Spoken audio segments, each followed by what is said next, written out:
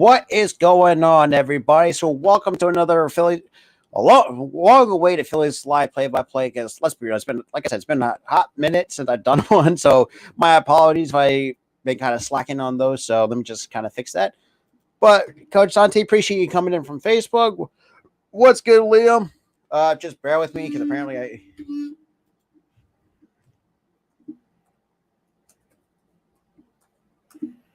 All right, but yeah, so like I said, I'm kind of bear with me. I'm still kind of fixing out the lineup cards and stuff like that. We got Luke Voigt. But yeah, so obviously they're showing the career timeline for Noah Syndergaard, the newest Philly, who's going to be debuting on the bump. So far, he has 120 starts, a 47-31 record, an ERA of 3.32, 166 walks, 777 strikeouts. I mean, we did pay a cheap price to pay, but we're picking up his portion of his contract. I think we're picking up like $7 million, if I'm not mistaken, too.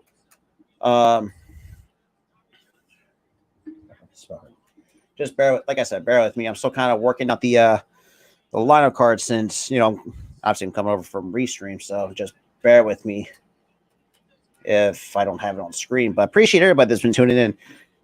Hey, what's good, AJ? What's good, buddy? Shit, welcome, man. Oh, you bet your bottom dollar I'm ready for football. Absolutely.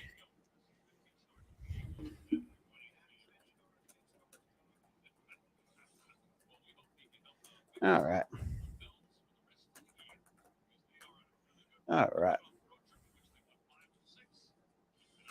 Yeah, so right now we'll get ready for the first pitch in about a couple of minutes. So, but I do appreciate it, AJ, for you tuning in, man. I greatly appreciate that. Oh boy.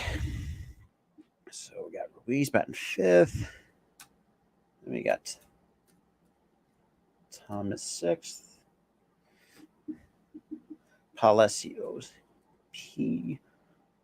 A.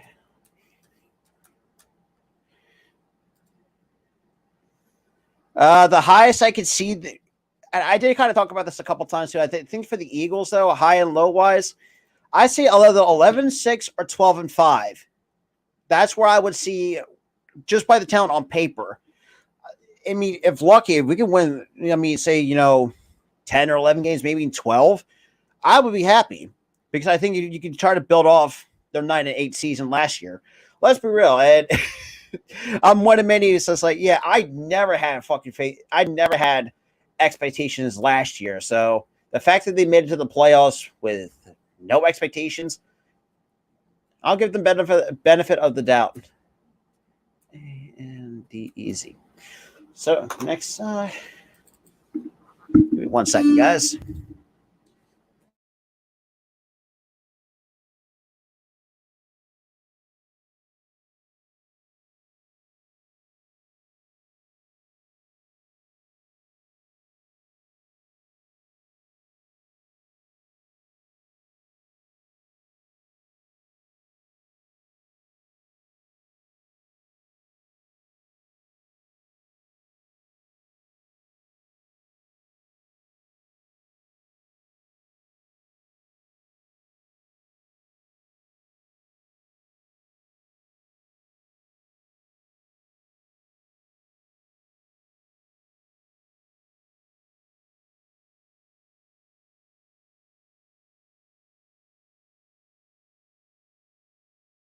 Sorry about that. So now I got to bring up the scoreboard. All right. I had a feeling. Yo, what's good, Adrian? Shit. Greatly appreciate everybody tuning in. So right now we're getting ready for the first pitch very soon, and appreciate for those who are just tuning in to the debut of Noah Syndergaard pitching for the Phils. So let's just kind of test out the scoreboard a little bit. Shout out the two though. So right now we're still on, like I said, we're still on commercial break as we stand. Oh, never mind. But actually, we got some good news too. If you looked for those who, if you like, oh, damn it, hang on. There we go. Let's see if I can fix that. Let's just see if I can zoom in. Hey, what up, Adrian? Something going on? What's good? What is good, Butterfly? What is good? So obviously got Harper in the broadcast booth. So in the number 7 spot for the Phillies tonight is Gene Segura in his return after being out more than a handful of months since it's been out since May 31st. Glad that you're getting surrounded and you're getting healthier as the days go on. Yeah, I'm definitely excited to be here with you guys tonight. This will be awesome. All right. Up here, so this is a lot of fun for me, especially next to you guys. That's true. Okay. Shout out to the 2 though. Really appreciate that. I'm learning a thing or two. The good thing is too, you give us a little perspective on facing guys like Noah Syndergaard, and it's a big night. You know, a lot of times when you acquire somebody, there's an energy, an extra boost that is in the crowd, and there's no doubt that So far, 15 starts, a 5-8 record for Syndergaard with 80 innings pitched, a 3.83 ERA, 64 strikeouts to 22 walks. So not a surprise. Yeah, I saw the scores. Like, see, and this is the problem. See, this is why I think the Rockies is an interesting case in the NL West. As bad as they are, they know how to play well.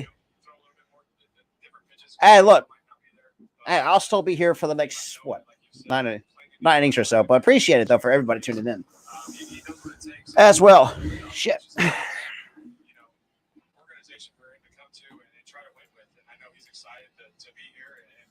All right. I'm looking forward to kind of what he does in the next 2 months for us. I know the fans are excited, the city's excited, and just the passion and fire he brings is going to match, every individual in the stadium.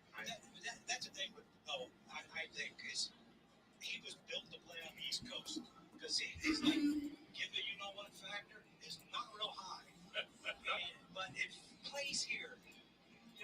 West Coast, okay, whatever, but I think he's going to find get rejuvenated just by being back on the East Coast. That's good. It's been a while though. Shit. Shout out to the 4 though. Greatly appreciate for those who are just coming in. He's one of those guys. Well, Gene Segura also back after being hit by a pitch a couple months ago, and he is excited. That's crazy. He wanted to come back last week. There's Brandon Marsh wearing number 16, the same number that he wore when he was with the We're in Cesar's number. Good old 16. Out in center field. He's a plus defender. Well, he's going to get a chance to work with Kevin Long. Oh. Yeah, that's huge. Hey, you'll love to see it. You'll love to. And the first pitch is popped out of play for strike 1. In the first pitch, right now we are underway. So, and of course you have Nationals, and we all know about the trade deadline, which was a very interesting case, which is awesome. And the 0-1 pitch. Misses outside for ball 1. And still, I mean,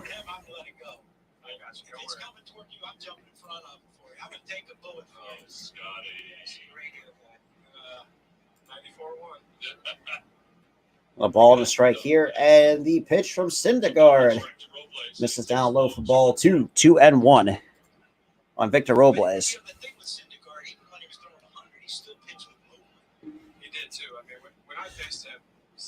The front hammer that he would throw, that backdoor cutter that he had a little bit, and then he just get away with that heater at any point.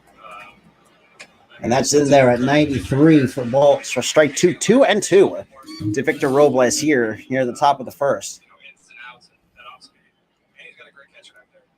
It's going to be a lot of fun to pitch. I think if Frank pitches really well, it's going to help him a lot too.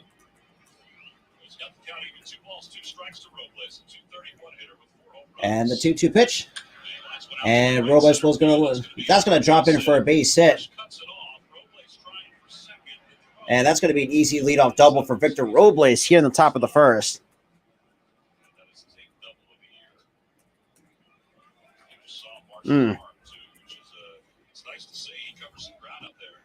What up, man? Okay. No worries. No worries, Liam. I appreciate it, though.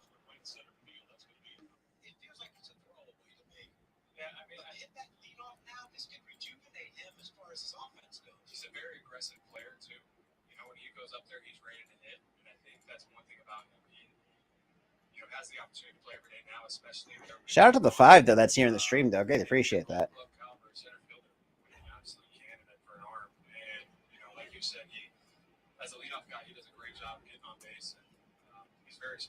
And the pitch. That's chopped foul on a bunt intent by Garcia. That's what I like when Derek Hall came up. They just put him in the 4 spot and said go. How many times you seen how you weren't in that situation? Luckily, I was not in that situation where you get called up. Your first few days in the big leagues, you're hitting eighth because they want to protect you. You ain't protecting me because that pitcher ain't not being protecting me either. But they put him in a 4-hole. That's where he's comfortable. Yeah, I mean, I think once guys get comfortable, I mean, it's just like Marsh, right? I mean, he's here now, and he's going to play center field for us every day and do that. I mean, guys are able to Counts no balls on the strike that they're better. to Garcia. They're a little bit more of a ball. Yeah, I mean, look, it's a good, and that's popped up into foul territory. Bohm will have a lot of track to cover and will make the first catch for out number one. One away here at the top of the first for the Phillies defense. Honestly, all right. So we got Victor Robles leading off. Luis Garcia second. Newly acquired first baseman Luke Voigt hitting third. Yadiel Hernandez batting fourth. Kybert Ruiz hitting fifth. Lane Thomas sixth. Josh Palacios hitting seventh. Michael Franco eighth. And Cesar Hernandez in the 9th spot for the Washington Nationals.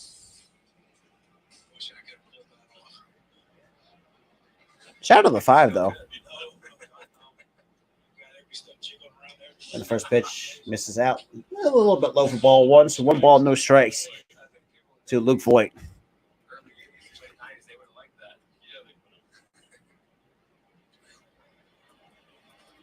Some people now, too.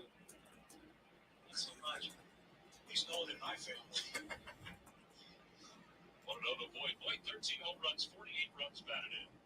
225 with the Padres. And a nice inside step. Almost caught Robles off the bag, but he gets back in there with no problems. He doesn't get cheated.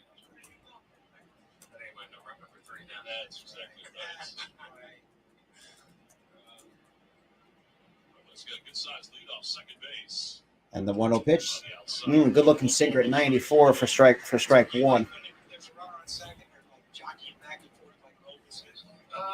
I mean, it kind of depends. I mean, I think if Robles can get to the next bag, I don't mind it early in the count. I think later in the count, we kind of got to calm down a little bit. But knowing kind of Okay. That's crazy enough. not very quick to the plate. And the 1-1 pitch. That's good looking curveball at strike 2. Early in the count, I don't mind him going, but later in the count, I like to think what. I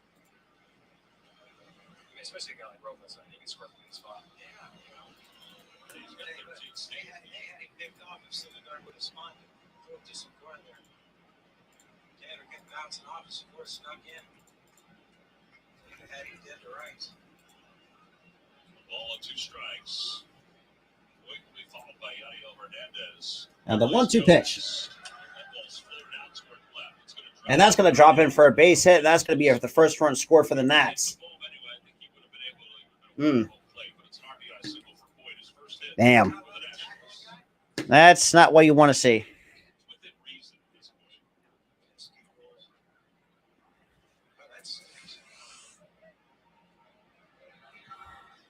Yeah, not a bad pitch from Syndergaard. Voigt just hit it off the end of the bat with Taylor running and avoiding people. Look at that. Big score. I'll let you know when you can touch home. They gave a call interference on that, Tom. I think the point here, I think he was indicating he was going to third base umpire Trip Gibson. Here's Yadiel Hernandez in a 9-game hitting streak. At 270. And the first pitch misses aside from ball one at 94. So Yadiel Hernandez, the designated hitter. He's got a nice run going for himself. Going off a homestand in which he was 6 for 22. Is Nelson Cruz still in the Nationals? Yeah, he's on the bench. Wow. Outside. And this is outside 2-0. August, you have to introduce yourself. Yeah, unfortunately. I just put it was a tough hit over the shortstop's head. Nothing really you can do about it. That's all I gotta say. I think you would always take Nelson Cruz as your DH, especially going down the stretch somewhere. He's a guy that.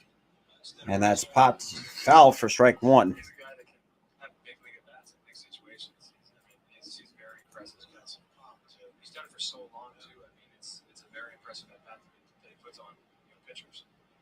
Well, Joe underscored that when he was in Texas, that Nelson Cruz would be the guy that hit the longest home run in the history of baseball. Swore it. can see that, especially in Texas. Ball flies there. Yeah. It's a good spot. 2 balls and 1 strike to Hernandez with the runner at first. And the 2-1 pitch. That's on the outside corner. Call strike 2. 2-2. Shout out to the 5, though, watching the stream right now. I greatly appreciate that. Just because he has to. Yeah, I think when I faced him a little bit more, he definitely threw that changeup.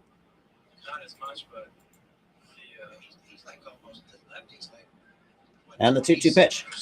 That's chopped to the ground to second. Segura has it. 4-6. 3. No. So that's easy 2 outs here. So that'll be a 6-3 on the 4-6 on the put out, and it's a fielder's choice. sometimes I talk to myself, so just ignore me. We've gotten him to keep score, which is a good thing. yeah, I like that. He doesn't do it that well. He didn't used to do it all the That'll time. be my cheat sheet later on. I got one rule though. If the team hits around, I quit. Man, nice moment to at least try to put the ball in play. Second or third inning. So now here comes Kybert Ruiz. So far hitting 248 with 4 homers and 24 ribbies.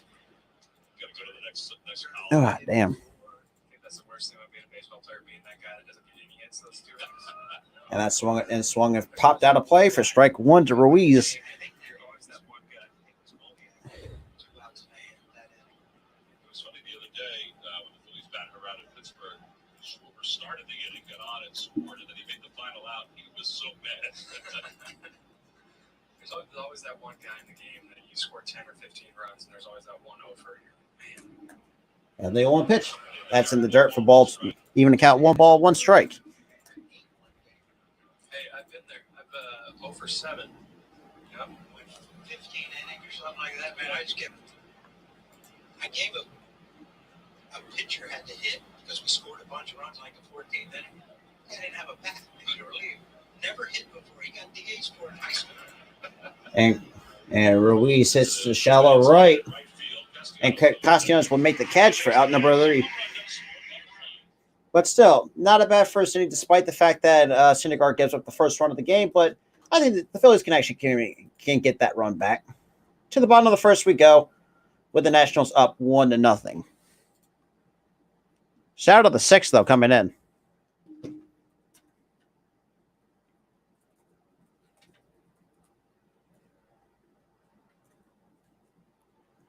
All right.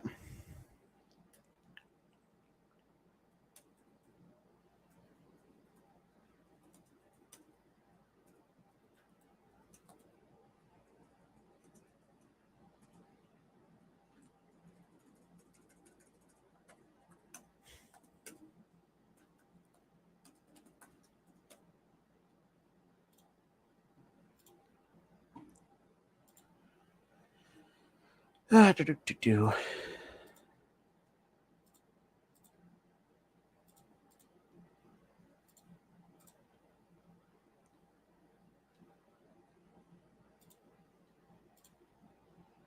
Shout out to the 7, though. Greatly appreciate that.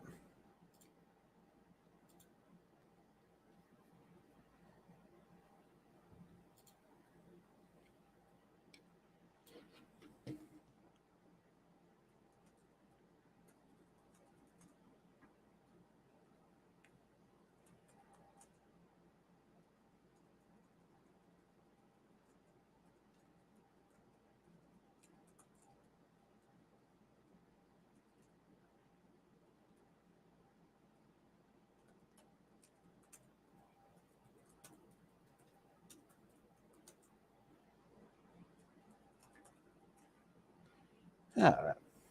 Shout out the 6, though. Greatly appreciate for those who are just coming in. Definitely smash the like button and hit. Also, like definitely shout out the content. So we're going to the bottom of the first. We got Carlos Schwarber leading off. We got Reese Hoskins hitting 2nd. Alec Boehm hitting 3rd. JT Realmuto 4th. Nick Castellanos 5th. The designated hitter Derek Hall hitting 6th. Gene Segura 7th. Stott 8th. And then Brandon Marsh 9th. So we got Paolo Espino making his 10th start of the year. An 0-3 record with 66 and 2/3 innings pitched, an ERA of 3.78 with 50 strikeouts to 13 walks for Paolo Espino. Get on the mend. So you hit off the tee a little bit? Hit off the tee today? Yeah, hit off the tee today. I've been throwing the last 3 days, and then hit off the tee the last 3 days as well. So I did a little bit more today, kind of progressed a little bit more daily, Nice. and then get ready. So And it's your right thumb. it's my left one. Yep, left thumb. Well, that should hurt your arm, man. And the first pitch to Schwarber misses upstairs from ball 1. So 1 ball, no strikes That's Tucker. This is like to Kyle Schwarber. I appreciate it, Tucker. Thanks, buddy. I love seeing stuff like that, man. It's Let awesome. me tell you something. I wish I was playing. That somehow clips the outside corner to even the count on the ball on the strike. Hey, you're not wrong. You said that. I think you and I have had that discussion when you first got hurt about it. It's brutal. It's not fun. Breaking ball, and it's 1 ball. That's 1 ball, 2 strikes. The way you are here with this fan base, I hope your first game back is at home. I appreciate it. I mean, Because that's the only game I'll be in. And they got to learn how to hit the breaking ball, though. everybody talks about That's all I'll say. playing here, how tough it is playing here and whatnot. So apparently that's the first strikeout. And it is. Nope, And I wrong understand button. that, but at the same time, I mean, if you Of course, strikeout goes down. Looking goes to Kyle Schwarber. No surprise. No, absolutely goddamn surprise. What a poor at-bat that was. They're spending their hard-earned money on tickets, right? And to come watch you play a game, and you got to enjoy the game. And they want to see that fire. They want to see that passion. And it's been so easy for me to make that transition just based on them opening their arms to me. And I think if you're a guy, That's fouled back for strike 1 to Reese Hoskins. That's all they want you to do. That had 88 miles an hour on that fastball. Yeah, too. That's Absolutely. I mean, when this place is packed, even when I was coming in, with the Nationals and playing against Shout out to the 9, though. Greatly appreciate it for those who are just coming it was in. always packed because they were so good at the time. How's the ball? No balls in the strike. And the pitch to Hoskins. Hoskins to deep left. A goodbye baseball. See you later. Goes Reese Hoskins. Well, that's one way to get the run back. Woo! Yeah, it takes a fastball right down the fucking dick and smashes it. You love to see it. Hey, as much as I shit on Reese, but Reese told us how to come through for this fucking team. It's crazy though, man. But shit, I mean, you love to see it though. You really do. Ooh, just a hanging breaking ball and goodbye. That's the result. When you pass that thing over, there's people in the left field. When he's doing that, thinking the other way, up and the other way, and you keep those balls fair. I mean, that's anybody that plays this game. If you stay right center, I mean, that's why Bomer's doing And so that well misses right for now. ball Sometimes staying 1 right to center, Alec he's throwing Bohm. the baseball with authority, just like you saw Reese do right there. Reese has tied this game up at 1. Alec Ball. Yes, sir. And in the count, 1 ball, no strike. Takes a hanging breaking ball and puts it into the left field seats. I really do. It is.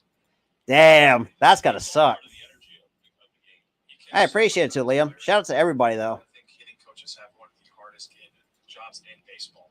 It's always their fault, right? I mean, they're always usually the first one to go. That misses for ball 2. 2-1 Every single one of to them. Alec Bohm. So far, hit 296 with 7 homers, 41 RBIs. All these Goes different Alec Bohm ways for the 2022 does such a good campaign. job of working through those and understanding guys and just getting guys better.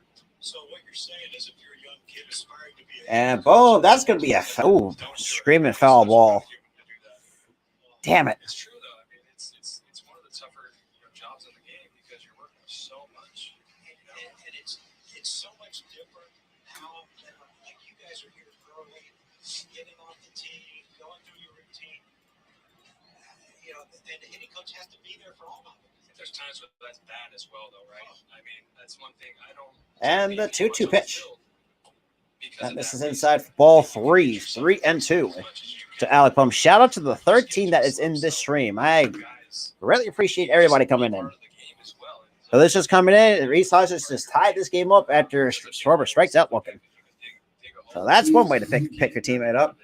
And the 3-2 pitch. And boom. Good swing. Just tries to stay his alive to see another pitch.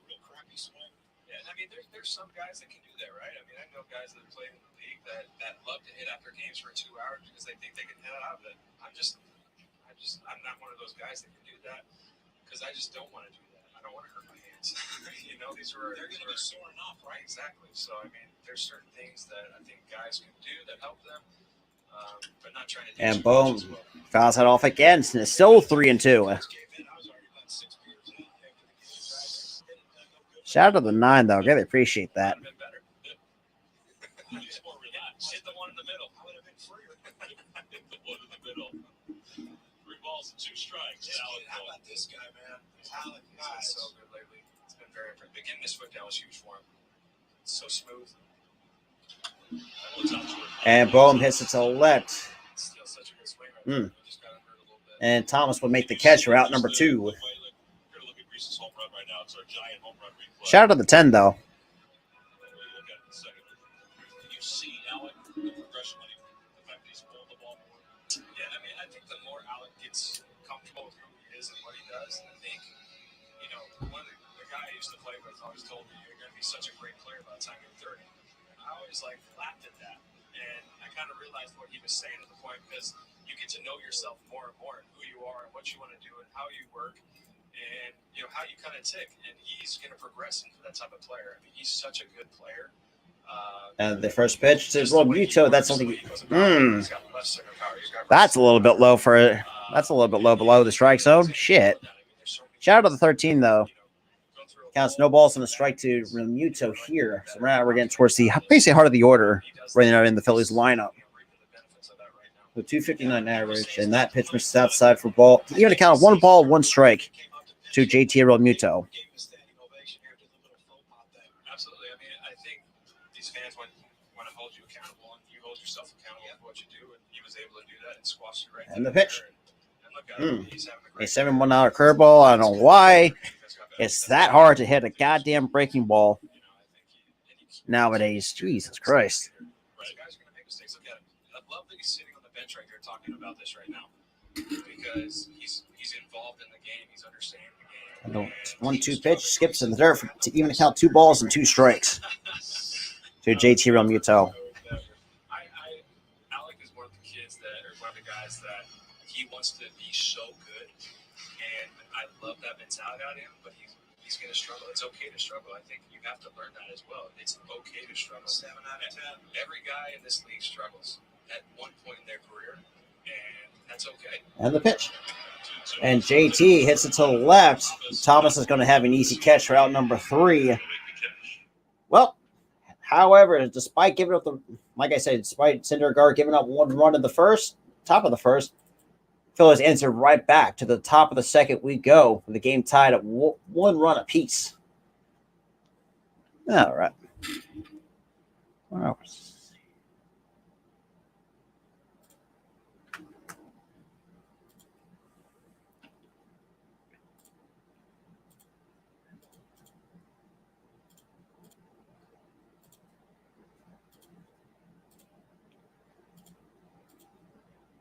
All right.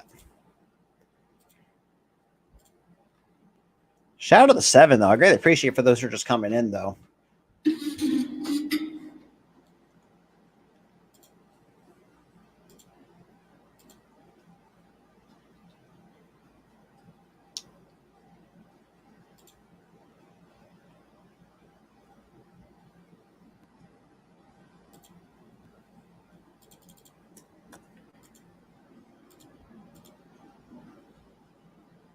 All right.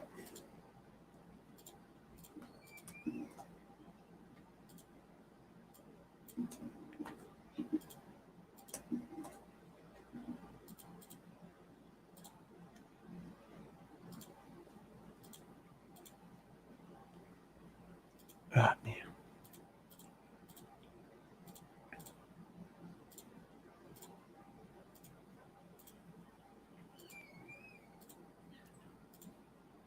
All right.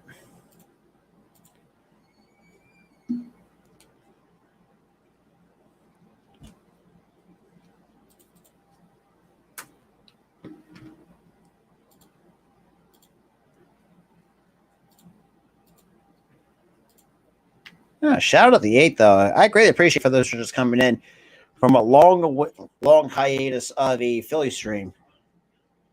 Yes, and right now they're kind of showing the injury that happened to Harper, and that was against the Padres in San Diego, which is very unfortunate. But good news is for those who,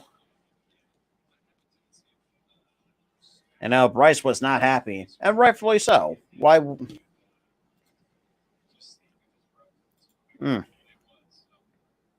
All right, top of the second, we go. Game tied at 1. Shout out to everybody, though.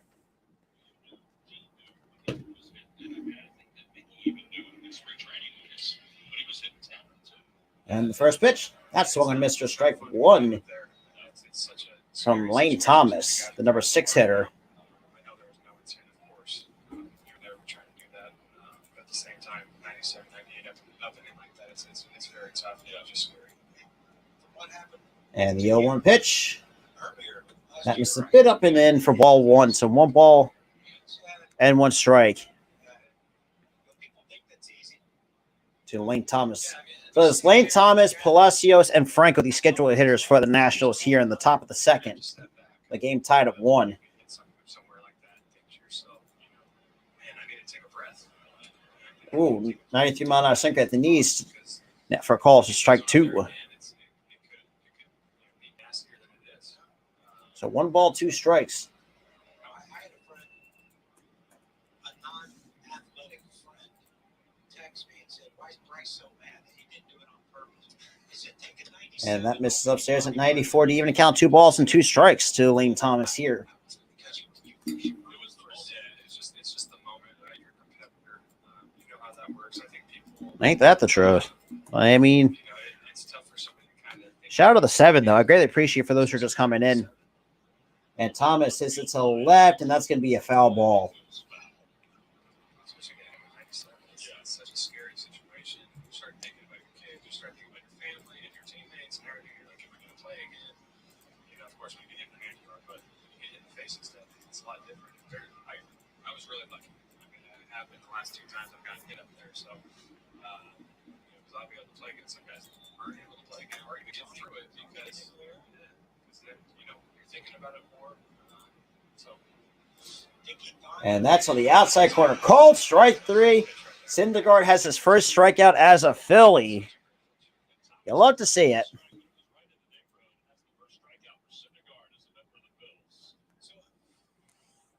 This is what Syndergaard, if he can locate that pitch, a little off, but we mentioned it though. JT's a great frame of the ball. When you're sitting and watching games, Bryce, you see that box. You see guys complain but it's in the box.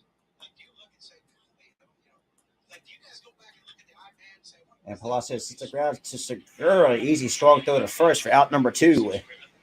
So a quick 2 outs here for Syndergaard here in the top of the second. Shout out to the 7, though. I greatly appreciate that. 6 from the YouTube page. I greatly appreciate it. For those who are just coming in. But I'm going to miss that human element to the game of them making that decision. And I think catchers kind of lose their value. It's kind of like, okay, who's going to be the best hitter in the league at the plate? Because that's who you're going to go get. So JT's going to kind of lose that value that he has behind the dish because of the framing and things like that. And who would you complain to? Every once in a while, you got to complain. Yeah, I mean, That's the one to miss for strike 1 from Michael Franco. So no balls in the strike. You know what I've noticed about you with your now? When you think a pitch is a bad pitch, you stare into the Phillies dugout. I do that. Yeah, It's beautiful. I just don't want to get thrown out. There's no point. I mean, it just hurts my team when that happens. Side, 1 ball, 1 strike to Mike. So it counts even a ball and a strike here. Shout out to the 6, though. Dressed very, very nicely. Thank you. Next time I'll wear the polo. I'm going to wear a suit tomorrow for Dan Baker's. And the 1 on the pitch. That's chopped to the ground to third. Ooh, nice snag by Bohm off the ground. And just a tough throw. Yeah. Hey, good defensive stop, though, by Bohm, even though it's going to be an infield single for Michael Franco, but nothing you really can do about that. And not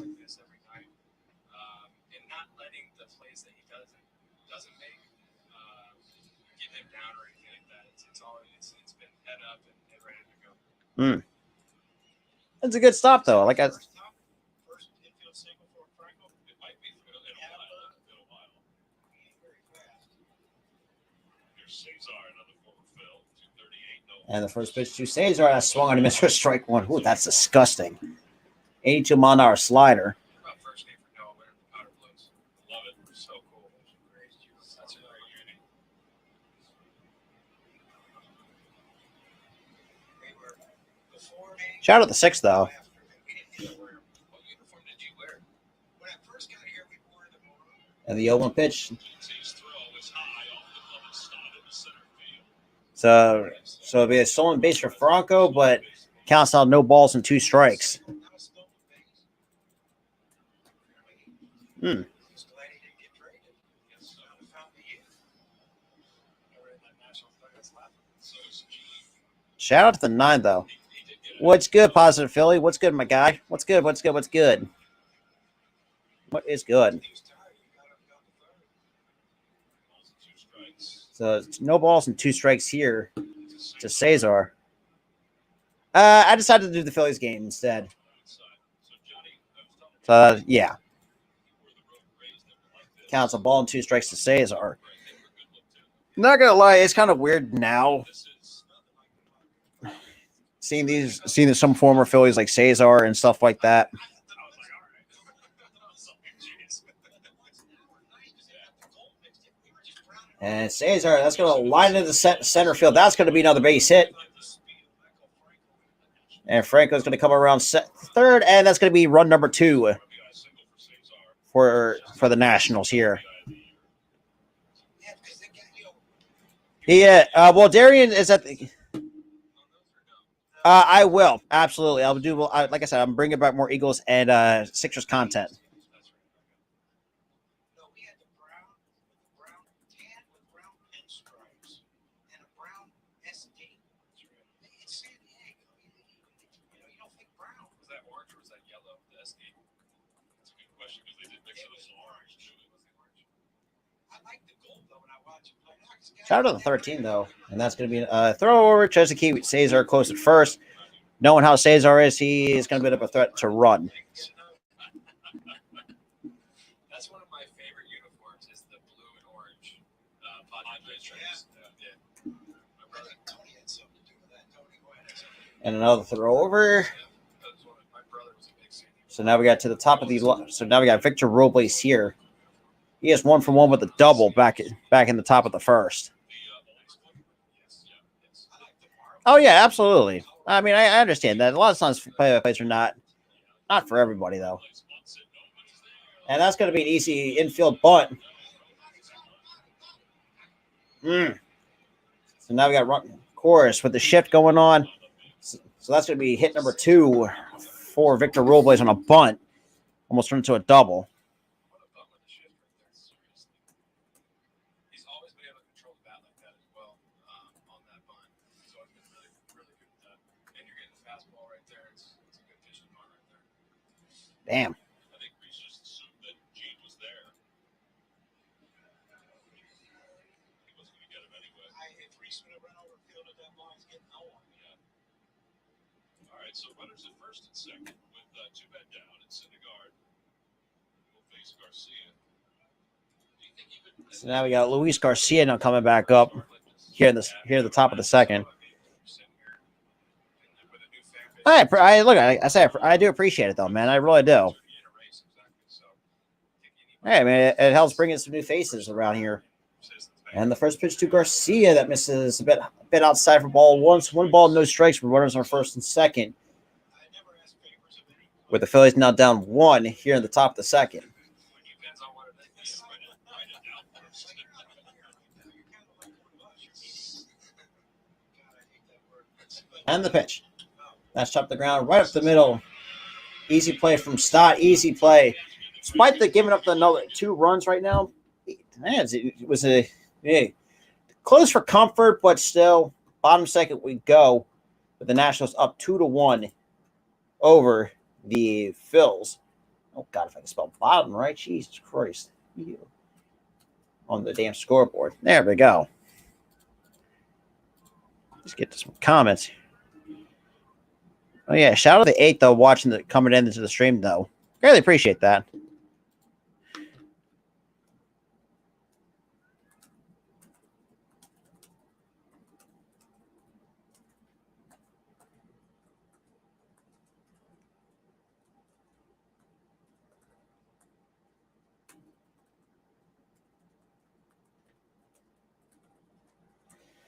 All right. So now we got Castellanos, Derek Hall, and Gene Segura, the scheduled hitters for the Phillies. To start the top or the bottom of the second, I should say. All right. But I will be doing the Eagles preseason game against the Browns, as well on the 21st at a 1:00 start. But week 1 of the preseason, I can't do that because fuck if I didn't. I was, but I've been such in a big baseball mood. It's like, yeah, screw it. Let's pop a Philly stream instead. But I will be, like I said, I am doing the Eagles week 2 preseason against the Browns.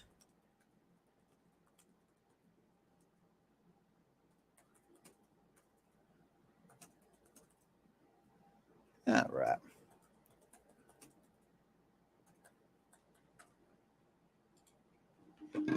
Oh shit.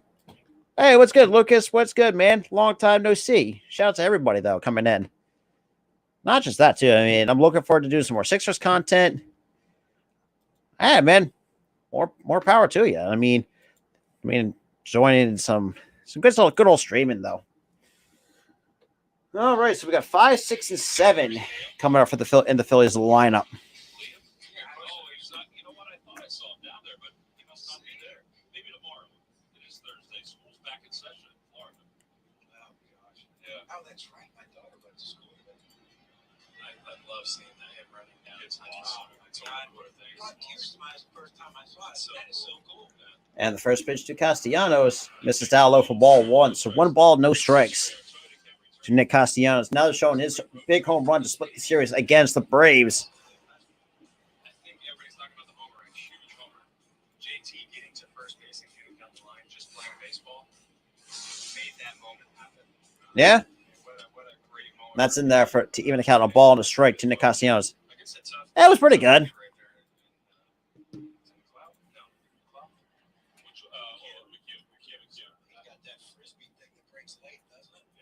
Another 1-1 pitch. Misses down low for ball 2. 2-1 to Nick Castellanos.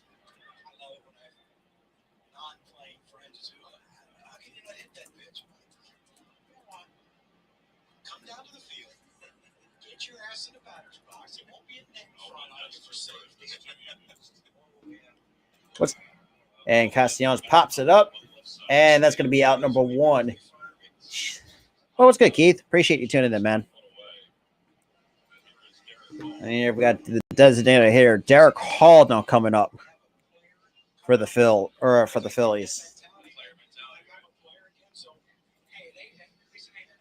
gets me in trouble at home a lot because I walk in and I'm like, oh, my friends are over and they're ball players, and I'm sitting there and it's a different language, right, that we speak, and I don't like that very much. Hey, I'm telling you, there's guys that I've worked with, in basketball or football. I don't know how they go on the air.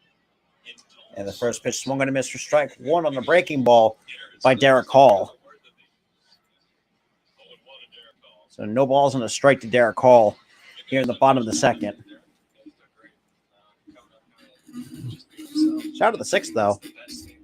And the 0-1 pitch swung on a miss for strike 2. Back-to-back breaking balls on Derek Hall here in the bottom of the second.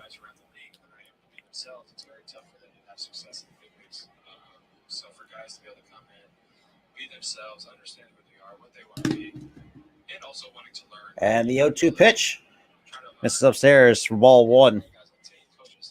I'm not expecting to see. I'm not surprised. I really am not. I'm surprised. That's the reason why I'm might reconsider. Well, that's why it's really Trayvon. Yeah, I'm surprised Trayvon. Then again, it depends on who wants to play, and there's called strike 3. Man. Some of these hitters got to learn how to protect this damn strike zone. I will say that much.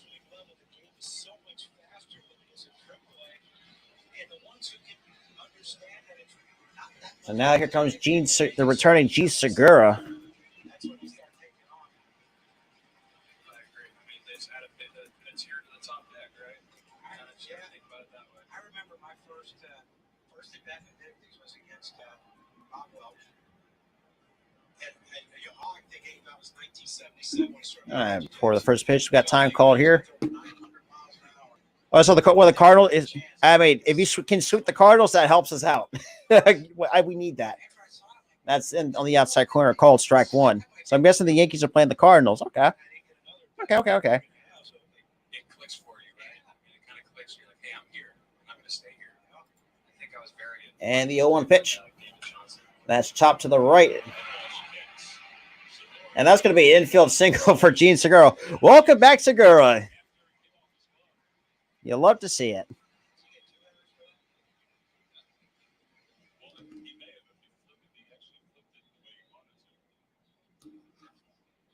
I don't give that man an error. Come on now. That's a tough one because, if you're playing first base right here, you either have to charge it quicker or take a step back and catch it on a longer hop. You try to rush it, catch it on the short hop. All right, so looks like got a runner on here. So Gene Segura reaches on to keep the inning alive. Now here comes Bryson Stott. Now this year, current everyday shortstop, since obviously the Phillies released Didi Gregorius to make room to bring back Gene Segura. And the first pitch to Stott is on the outside corner, called strike one. The only person today that complained was our closer that closed the game yesterday. All one at bat. Then he punched out. And he said he doesn't understand why Peter's coming in. And JT kind of told him, Yeah, what about this year? the 0-1 pitch. And Stott's going to pop that foul. No balls and 2 strikes to Bryson Stott. Proud of what this guy's done, Bryce. Yeah, I mean, he's coming into his own. I mean, like I've said, it's, you really have to just stay the course. That's all you can do. And I mean, as a young player, I was going through the same thing. You go through a couple weeks where you're playing well, and then you face a guy like Andy Pettit, and he's got a little bit more than you do, and kind of puts you in pretzel a little bit. You got to dig yourself out of that. So every guy goes through it. Every guy goes through that situation. And the 0-2 pitch. And that's going to be easy play to second. So scoreless inning goes to Phillies. So top of the third. So it's man, these hitters have got to learn how to hit the breaking ball, because that's you've seen. I don't know, but then again, it can't be worse than what the score actually shows. So I can't complain. I really can't. But still, I mean, the only thing I will nitpick on is not swinging the bat on the front. Not swinging the bat, though. That's all I'll say.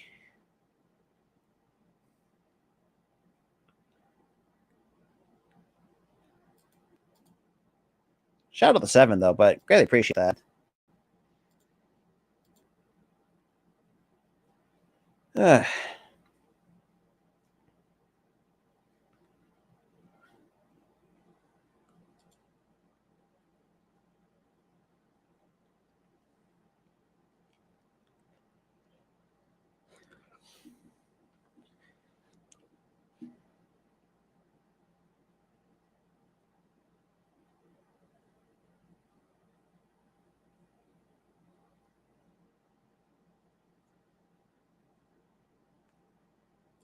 All right. So top third we go. It's still a 2-1 ball game between the Phillies and of course 20 minutes ago, for those who are Angels fans, God damn it.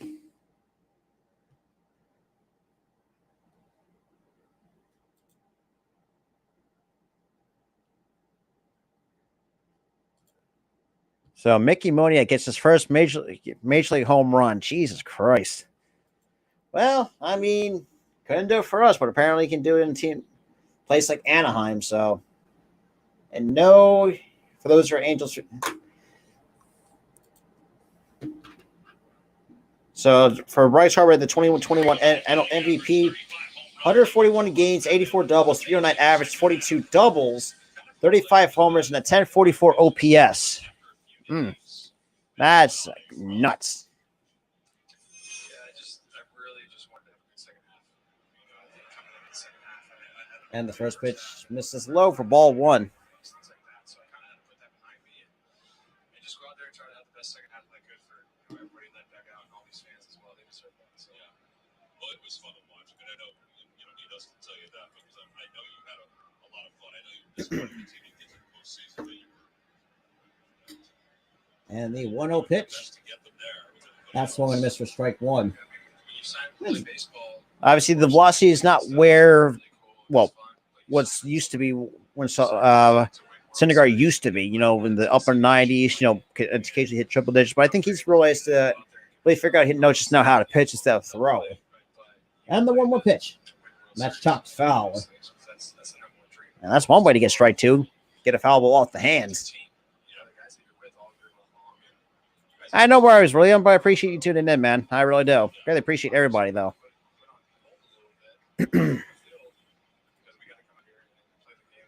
Shout out to the 6th, though. And the 1-2 pitch. Swing and a miss, strike three. Down goes Luke Voigt.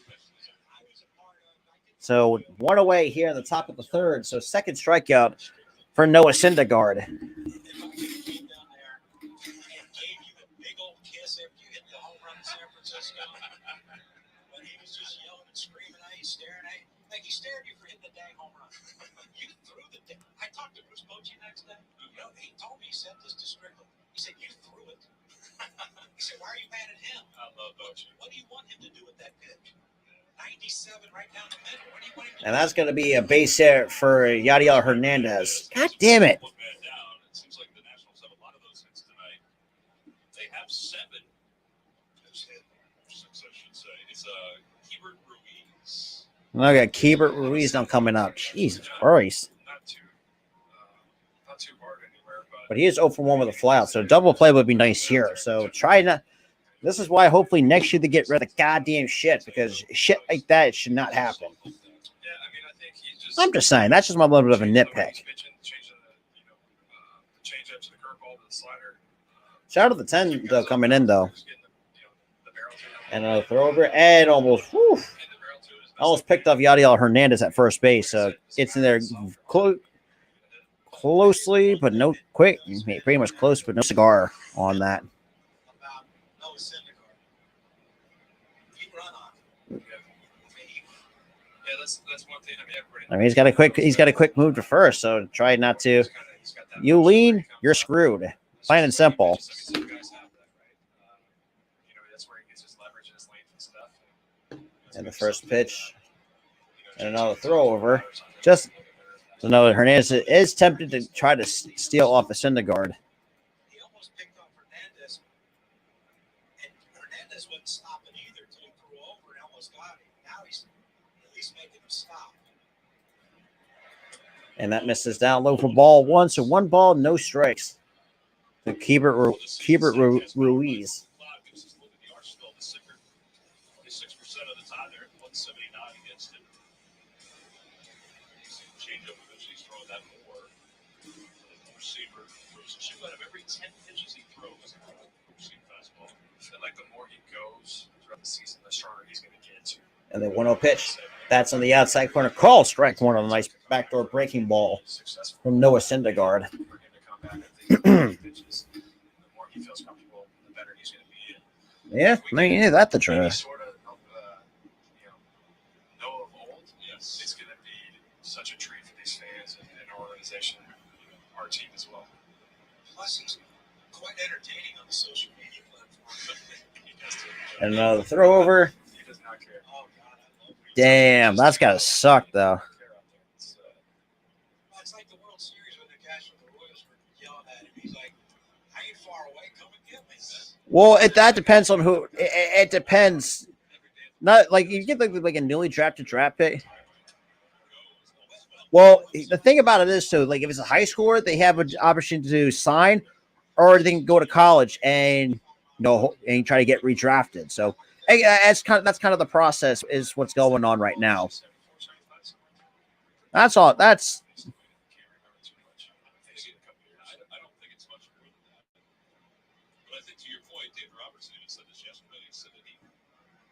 told 16 to 18 months. The count's a ball and 2 strikes here. Yeah, that's exactly what I'm kind of going off of guys that have had it. And the pitch. That's line to second under the glove of Segura, and that's going to be another base hit for Washington. God damn. So now here comes Lane Thomas. Lane Thomas is coming up. Gino makes this play a lot of times. He's so good with the glove. And just skip by him. Just a little bit, yeah. That's unfortunate. I love watching him play. He's been so good at second base this year, especially those plays in the ball. So what do you think? He and Luke both played, what, 2 buttons each? Yeah, but he's got at least a shirt underneath it. I Yeah. actually thought he played to the point of Shout out to the 7, though. last year. So now we got Lane Thomas. He is 0 for 1 with a strikeout back in the second. Thomas struck out looking his first time up. So 0 for 1. There's a strike. And that's in there for a call strike once. No balls in the strike.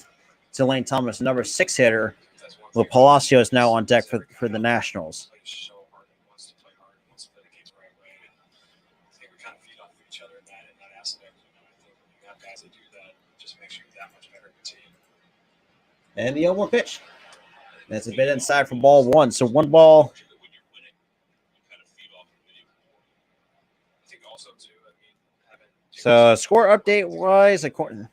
Shout out to everybody. top 2 guys in the league, I would say, is Ron Washington and All Kevin right. Anderson, right? I mean, those are 2 guys that, I mean, Washington's kind of in a And the 1-1 pitch. zone of his own. I mean, And that's lined foul. where he really makes those guys Mm. work every day, gets them out there. I mean, there's so many guys on that team that have gotten so much better. I mean, look at Austin Riley, how much better he's gotten this year on both sides of the ball. I mean, he did it last year as well. So it's so impressive to see how he's doing that. Counts the ball and 2 strikes here. At least try to get something on the ground and try to get a roll up a double play. That's what I would. I mean, that's pretty much the idea, especially in this situation. Look at all the best teams that have won in the last 1 years. Pitching and defense has won the World Series. I thought one of the great shots during the All-Star game was Ron Washington. Syndergaard hit the first one. And that's chopped on the ground to third. And that's going to be That is a fair. last Diaz, the home plate umpire. That was close. And that's a fair. Reviewable. That's a fair ball. So that's going to be bases loaded. Fuck. Of course. Foul. Foul. Good call. That was close. I still miss those. Never mind. That's a foul ball. But I say you're going to call that fucking fair, man. That's going to be. A lot of respect for him. So we only got 1 hit on this fucking team. While you had the Nationals with 2 runs on 7 hits. Someone explain that to me. What's the other one? You sparred with Mike Tyson. Oh, Ted Barrett. Yeah. Preach. He was a wrestler, but no, that was Ken Kaiser. That was Ken Ken Kaiser. Kaiser was a professional wrestler in the offseason. He was enormous. Shout out to the 9, though. Great appreciate that. One man down. Runners at first and second. And the 1-2 pitch. And that's going to be pop foul. So Ron Washington's story. Mm. Shot of him working with Pete Alonso at first base during infield work. He was doing the same kind of drills that he does with all of his guys at the All-Star game. It was unbelievable. And that's what you want to do in All-Star games, get extra work in. Well, Oh, boy. But, like, if you were his infield coach, when you say next time he wants some extra work, yeah. And the 1-2 pitch once again. Misses a bit outside for ball 2. 2-2 on Lane Thomas. I played with the other quarter, Alex Williams in Kansas. Talk about a smart human being in baseball. Wow. But Joey's, too. Joey's Vanderbilt. Shout out to the 6, though. He knew the game in and out so much. And the pitch. over to third. That's chopped to third. Bohm has it 5-4. And he cannot get the play at first. So, however, that's going to be this out number 2. So now I've got runners on first and third with 2 outs here. And we got Palacios now coming up, the number 7 hitter. So try at least try to keep it on the ground. Easy out of second base. Bada bing, bada boom. You limit the damage.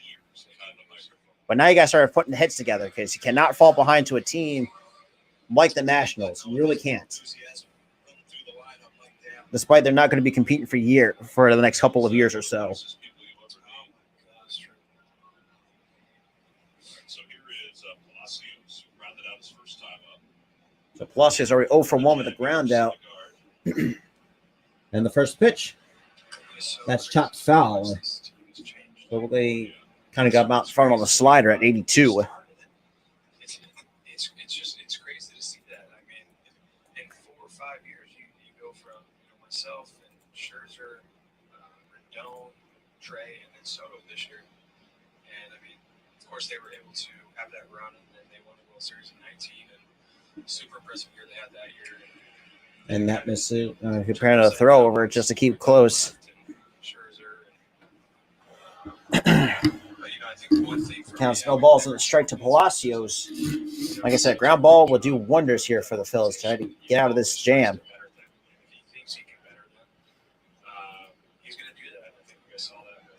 And that's going to be, of course, and we got a stolen base. So Lane Thomas with a stolen base. Oh, good. Goody. So, of course, man, JT's got to get quicker on the pop. He's very impressive.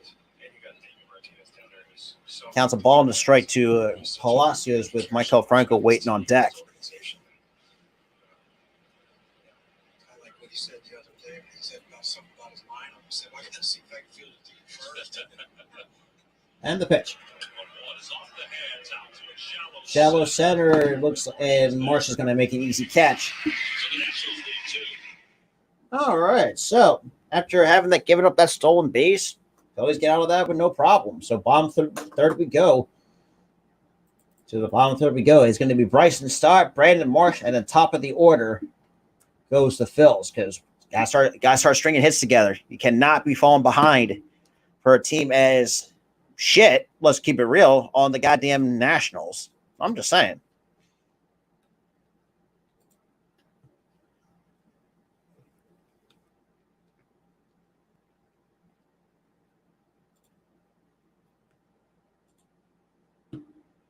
Oh, right.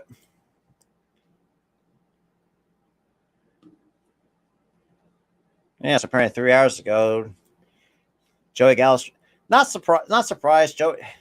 Yeah, I heard it's in the weather delay. Last time I checked, the score update was what 24-10, 27-10, I think it was last time.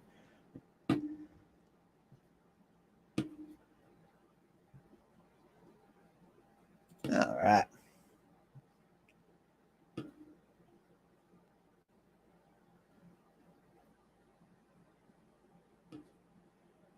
Yeah, so Brandon Marsh. So we got the bottom. So we got Brandon Marsh. I'm sorry, Bryson Stott. That's Brandon Marsh then top. So we got 9, 1, and 2. So we got Marsh, Schwarber, and Hoskins, the scheduled hitters for the Phillies here going to the bottom of the third.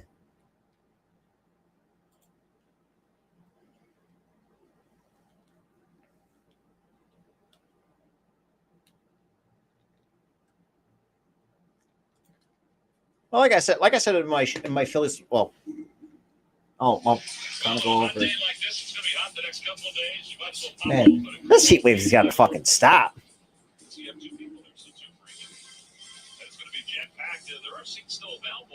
So 2 runs, 7 hits, and an error. 1 run on 1 hit.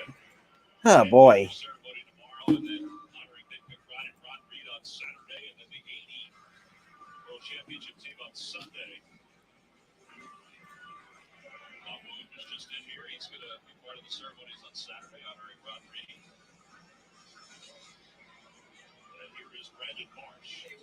It gets up the upper 90s. Dick Yankees is printing on Hanks. He probably is.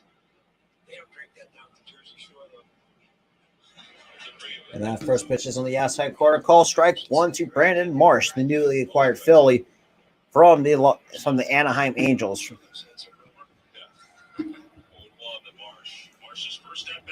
And the 0-1 pitch misses out. That's outside for ball 1. So 1 ball, 1 strike to Marsh here at the bottom of the third.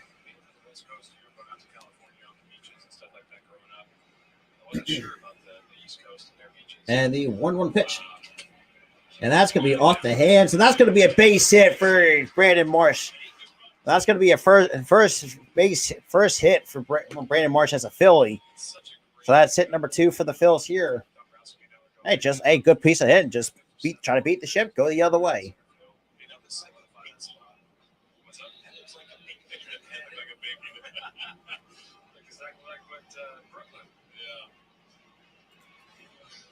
He was great though talking to today. He's excited about it. He's so excited. I think he's just being able to get somewhere else. He's been so good, and I'm so excited to see him here and kind of develop into the player he wants to be. See, from Las Vegas, seems like we got a market cornered on the Las Vegas guys. Our first round pick. So true. Looking for us to some Sixers preseason though. And the first pitch is misses outside for ball 1. So 1 ball, no strikes for Schwarber here. 0 for 1 with a strikeout back into the first. Struck out looking, unfortunately. 33 homers, 66 RBIs for Schwarber in his first year with the Phils. That's crazy. I mean, yes, I know he racked up a shit ton of strikeouts, but shit, it's fun to watch him hit homers. And the 1-0 pitch. Come on, Schwarber, you got to swing it back, man. That's a hanger right there. Counts even a ball and a strike. And there's a wide open hole to the right, or to the left, I should say. Take it the other way, damn it. It's not that hard. I'm just saying. That's just my little bit of a nitpick, though.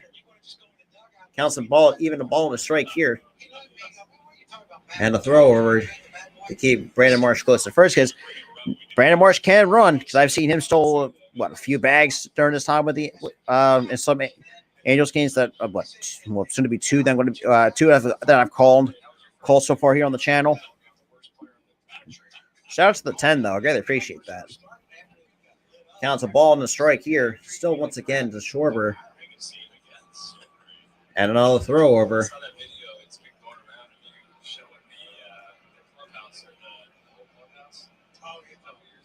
And I will say to the one rule that I would not mind seeing implemented is the amount of pickoffs, because once you throw, say, 4 or 5 overtime, throw over 4 or 5 times, you're gonna lose concentration on the batter. So that's why I think there should be a limit on how many times you can throw over. That's where I would draw the line at that as a pitcher.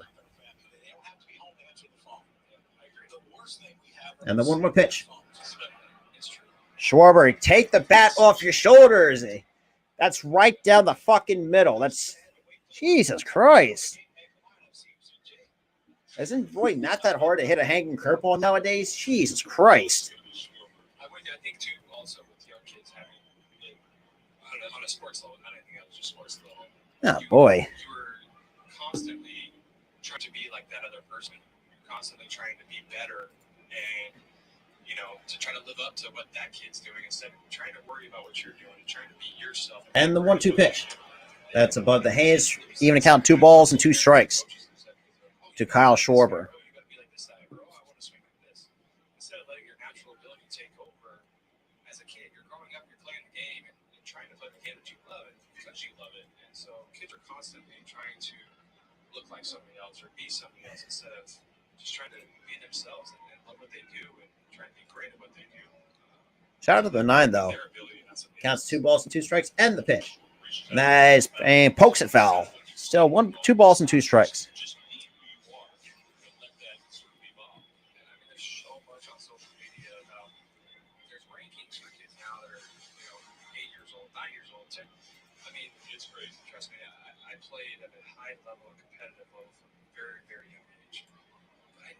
All right, so count 2 balls and 2 strikes here. Schwarber here with it. And the pitch. That's fouled once again. Still 2 balls and 2 strikes on Kyle Schwarber.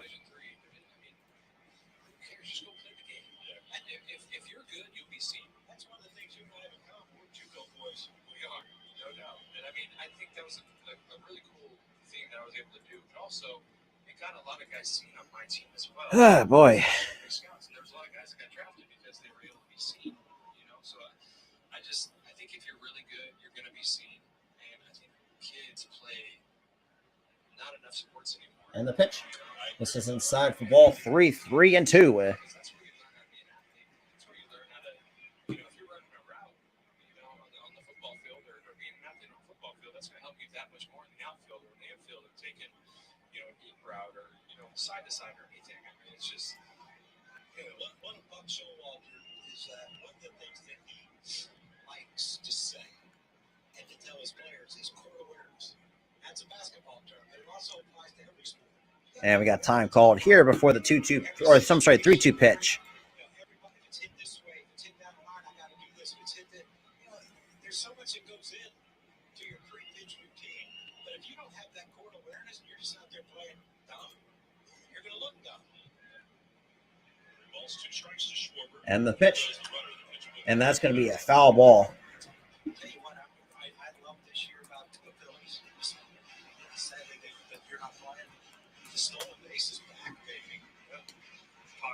Paco's so big in that. Well, it's good. Normal guy. Appreciate you tuning in, man. Greatly appreciate you coming back, man. Shout out to the 11, though. Greatly appreciate that. He was so good at giving you stuff before the game and understanding what the pitcher was going to do, the count, the situation. And as much as he didn't look like he gave it. All right. Crap about anything. Counts 2 balls and 2 strikes. Or, sorry, 3 and 2. We got a full count here. And that's going to be dropping down for a base hit for Kyle Schwarber. And Marsh is going to get into the third with no problem. And we got it. What did I say? What did I say? It's not that hard to be short and sweet to the point, to the baseball. Anytime you go first and third in the game, I get so excited as a guy on deck when a guy goes first and third. Because it opens up so many opportunities for your team. Yeah. When you're good on the base pass, I mean, right, pitching defense, and that's the reason why, and for those who kind of really don't know, I really do nitpick. As a current player, like it really triggers me, like, from a hitting perspective, like it don't really have to do too much.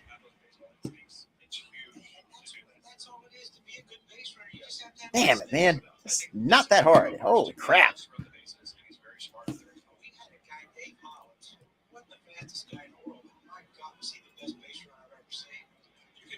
I mean, now we got Hoskins.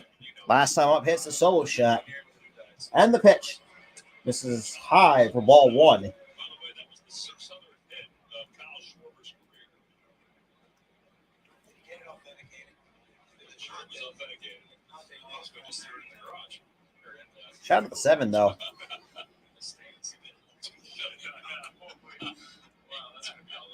And a 1-0 pitch. This is inside 2-0 to Rhys Hoskins. With Alec Bohm now waiting on deck. Reese homered his first time up. When he first home run of the year. Yeah, that's what you just invented a baseball. People don't really listen or respond. And the pitch. That misses outside 3-0. 3 balls and no strikes with runners on first and third.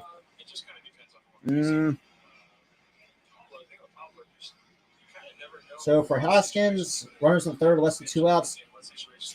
Obviously, 5 out of 14 times when the runner scored when it comes to with Hoskins at the plate. And there's a wide open. I take it to right and just tie this baby up. Or if it's not there, just take the walk. And the pitch. And it looks like he's took that all the way. 3-1.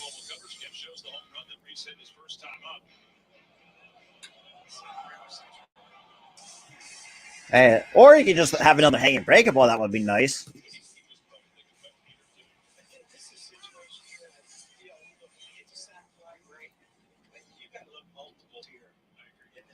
Counts 3 balls and a strike here. The Hoskins and the pitch. And there you go. And another run scores. And that's going to be the first run scored for Brandon Marsh. Game tied at 2. Hey, just try to be. Now you got runners for first and second. There's still nobody out here. Game tied at 2.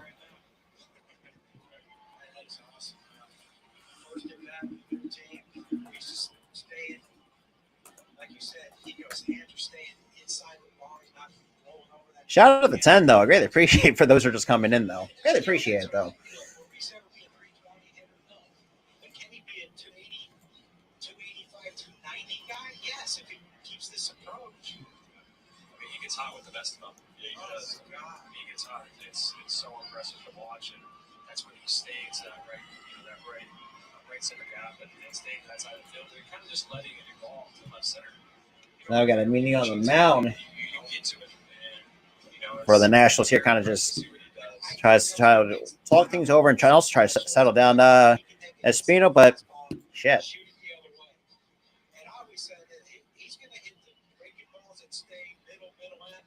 Yeah, that's all you gotta do. Just don't try to do too much. And that's always been my biggest nitpick with some with power hitters nowadays. You think they just try to nowadays it's like all about home runs and shit like that, but exactly, it's really not that difficult to really find out. It is what it is.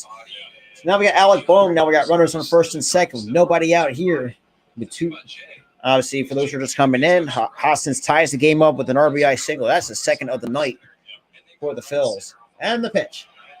That misses low for ball 1 to Alec Bohm.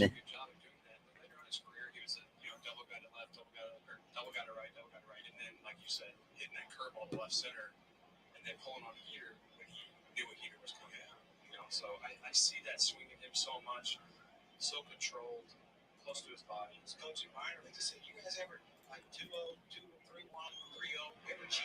And that's in there for call strike one of the. Oh, another nice backdoor breaking ball. And that's another thing too. As from a pitching standpoint, if you can put it on a breaking ball on the back door, which is pretty much on the inside to a righty, like it's kind of tough to really to look for that. So, and it's a good looking pitch though. I'll give them that. And then one more pitch. And boom, hits it to deep left. Thomas back to the wall. It's out of here! See ya later, baseball. Alec Bohm with a 3-run jack.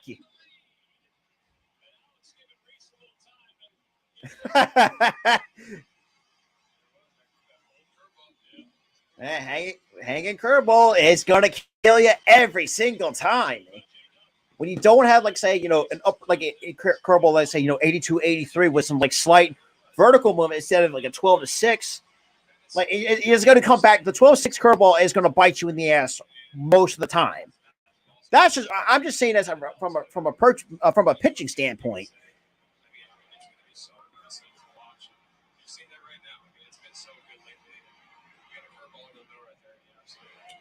And just wait back down.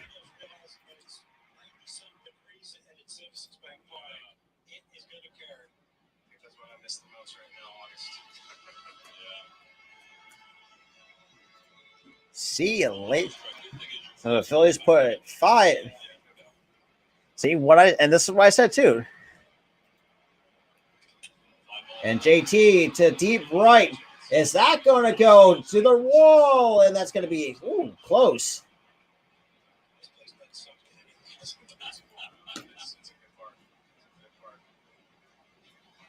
So to get a hit tonight, the odds were -325 for Alec Bohm, so you could have cashed in. That's going to be the first out here in the top. In 26 of 29 games. The game of baseball, now you talk about exit velocity. I haven't seen it start. What, 50-mile-an-hour jam shot over the shortstop's head? I mean, you'll take anything. And 4 runs later. You'll take anything. And Castellanos to deep right center. That's going to be a little bit short of the warning track for out number 2. Damn, 2 loud outs so far here in this inning. But you know what? Jason worked with, they're both athletic. Very athletic. And Jason was not with the track star. no, but when he was with the Dodgers, Toronto, whatever, like I saw him play a few times. I'm like, good God, so much. Why? And then he had a thumb injury. I think he broke his thumb. Wrist. Had hit by a pin. They moved him from catcher to. And that first pitch misses outside for ball 1 to Derek Hall. He is 0 for 1 with a strikeout. His first time up. If I'm going to teach my son how to swing, it's going to be a very similar swing as J-Dub and Bomer because it's so close to their body. And that's going to be a base hit. It's so compact. It's so compact. It's so easy to not make steps. The only difference in their swing is how it finishes different. J-Dub's J-Dub kind of short. It's kind of like ugly. Yeah, it's crazy. A lot of the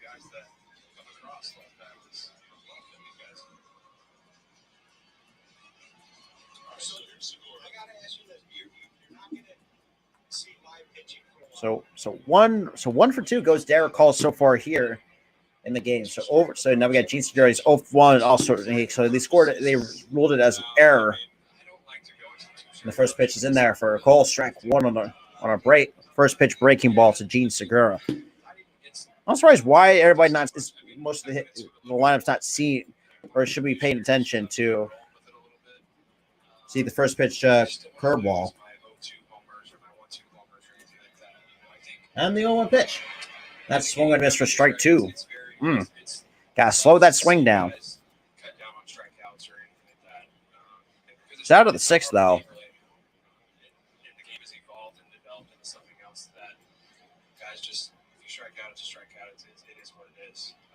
Shout out at the seventh. And the 0-2 pitch. And Segura deep left, and that's going to be a foul. Son of a bitch. Hey, can we have another 2-run shot, please? Damn it. Try to at least put this game out of goddamn reach. Damn it.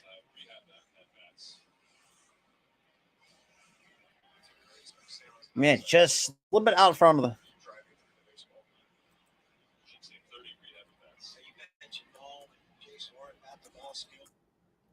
No, you fucker. Still a 0-2 pitch here. Or sorry, 0-2 count. And the pitch. This is upstairs. 1-2 to Gene Segura.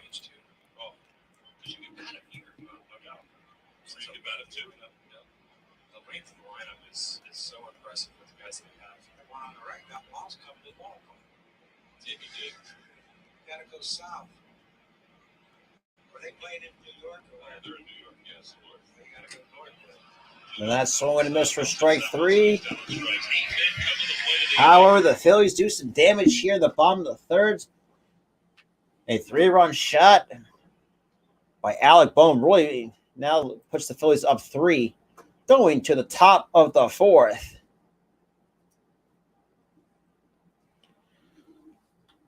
Oh, damn.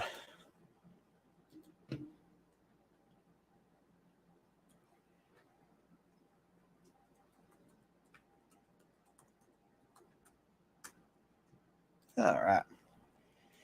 Yeah, Nightings put it, like I said, 3-run shot is going to do it all the time. And also, obviously, to the also these hanging 12 Sixers. So apparently the Phillies are seeing the curveball right out of his hands. Apparently, is what I'm looking at as what we're seeing right now. That's just, that's something that I think looking going forward with the rest of the game, that's something you got to look for. Or sometimes it'll be a first pitch fastball, whatever the case may be for the Phils. That's just.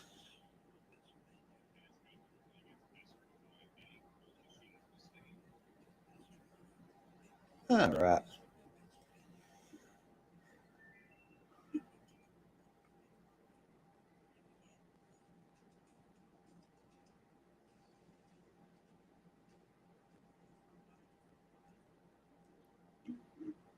All right.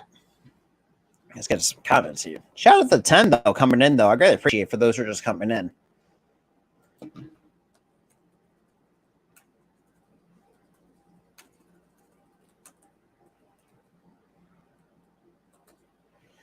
All right, top of the fourth we go with the Phillies up 5-2 over the Nationals here.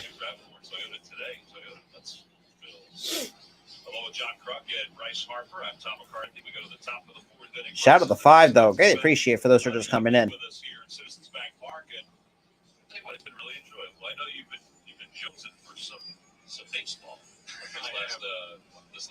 So now at least we got Syndergaard now got some run support. Shout out the 4 though. And the pitch. Skips in the dirt for ball 1. Get that one bad one out of the way. So 1 ball, no strikes to Maikel Franco. It's going to be Maikel Franco, Cesar, and Victor Robles, the scheduled hitters for the Nationals. I was talking to Schwarber about this, and you probably feel the same way, is that when he's old enough to just be around you. That's apparently missed for ball 2. 2-0. That's going to be pretty neat. Yeah, I'm really looking forward to that part of it, bringing in the clubhouse and playing with guys that may be able to do that, bring their kids into the clubhouse and stuff. it looks like so much fun. I mean, even Castellanos' son, running down there and giving him high five. Yeah. And chopped to the ground to third. Easy. Ooh, what a pick by Bowman. Ooh, that's a nice looking play. So out number 1 goes to Phillies defense. Hey, good slick looking. You can see the confidence in that as well. So showing the defensive play of the game, which was. Now that's the correct way to get a short out. Charged it, but it was a short out. The one that Boyd had was a longer out. Took that little jab step back, but then he came in and got that thing on the short out. Talking a lot about when he was teaching me how to play the infield. He said the short out is a lot easier than trying to catch one back and up. Count snowballs on the strike to Cesar. Killing it, right? Getting through it. That bottom half. Pushing through that ball and not let it. Shout out the 6 though. Dickerson works with guys on that all the time. And the 0-1 pitch. That's a bit low for ball 1. So 1 ball, 1 strike to Cesar. You know, we talk about Syndergaard. He's a veteran. He's pitched in playoffs, World Series games, and big games in New York. But, you know, this might relax him a little bit. Yeah, calm him down a little bit. And the pitch. This is a bit outside for ball 2. 2-1 to Hernandez.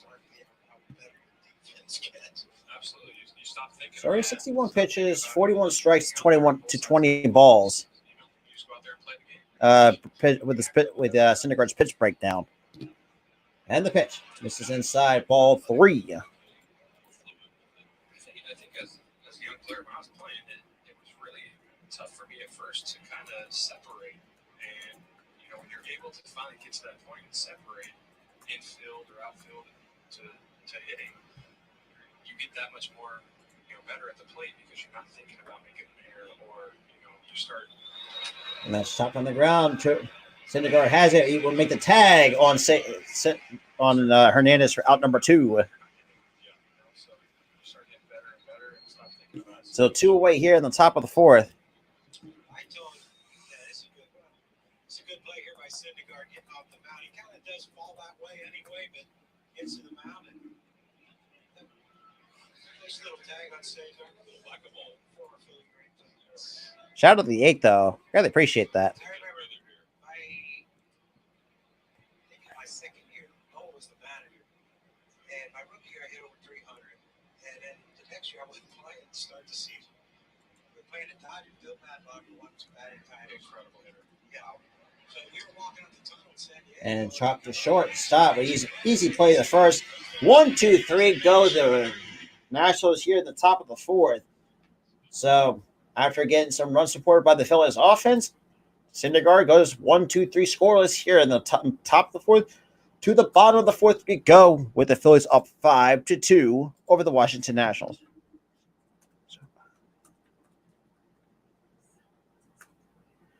All right.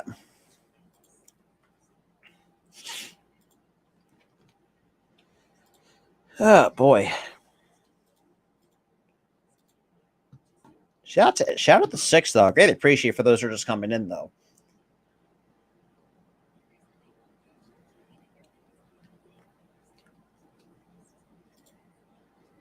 All right.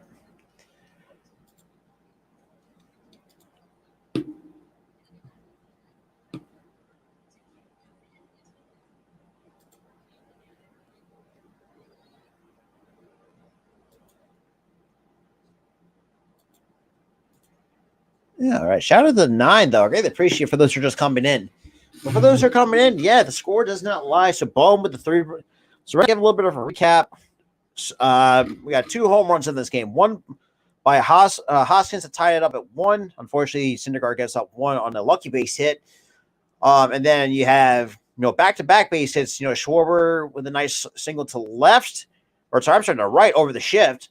And that put and I was getting another runner on and puts Bohm up and hits a 3-run shot. And then prior to that, Hoskins drives in Brandon Marsh to tie up at 2, and then obviously, and next thing you know, you have Bohm with his 8th home run of the year. All right, so 5 runs on 6 hits. Yeah, showing the flashback. Derek Collin get lit up by Harper in the bottom of the ninth on a walk-off grand slam. Sweeping the Cubs kind of out of Philly was pretty impressive. We were kind of rolling at that point, trying to get to the playoffs. And Shout out to the 10, though. 10 total viewers, though. I really appreciate that. I remember Crookie, my dad texted me. What he said, "Oh my God!" And the first pitch to Stotts on the outside corner, call strike one. I don't know. That's It was great. So cool. That was like kind of the first big moment. It was awesome. I was sitting there watching how Holland was pitching, and I thought, and the pitch. That is a bit outside for ball one. So apparently it's the exact same spot as the first as strike one. He was so just going to get destroyed, so tough against lefties that year too, because he had that two-seamer working in 95, 96.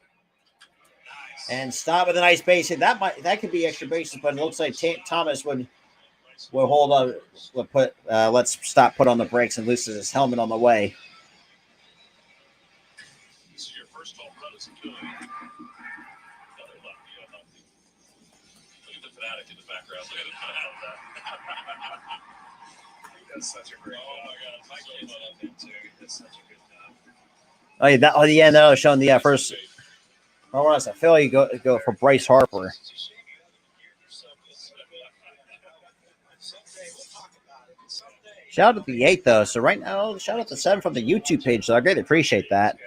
So now we got Brandon Marsh. He is 1 for 1 with a single and also a run scored. Thanks off the bat of Hoskins and the pitch.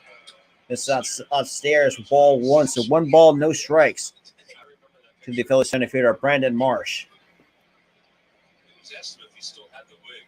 Shout out to the 10, though. Really appreciate it for those who are just coming in, kind of hanging out a little bit with the Phillies up 5-2.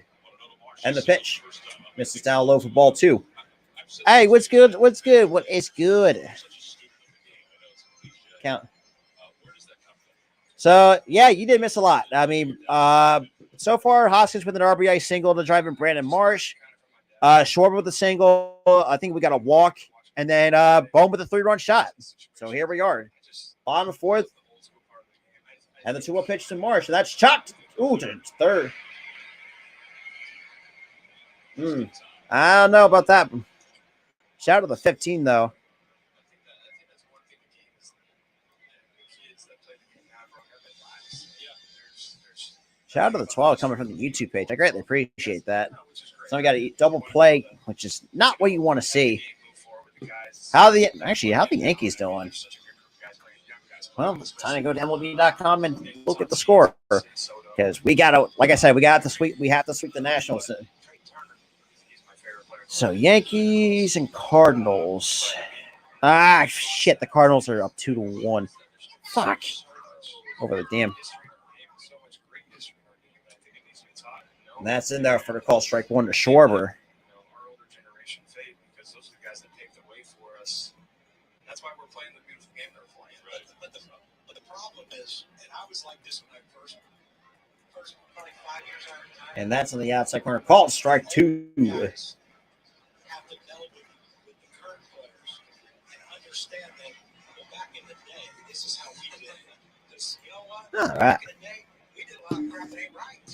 Yeah, I saw the came out of the rain. That's going to be easy. 1-2. Well, nothing to do it for the Phils. Here in the bottom of the 4th, unfortunately, with a double play and Schwarber grounds out. So 0 for 3 goes Schwarber. So not surprised there's a strikeout on the line for him.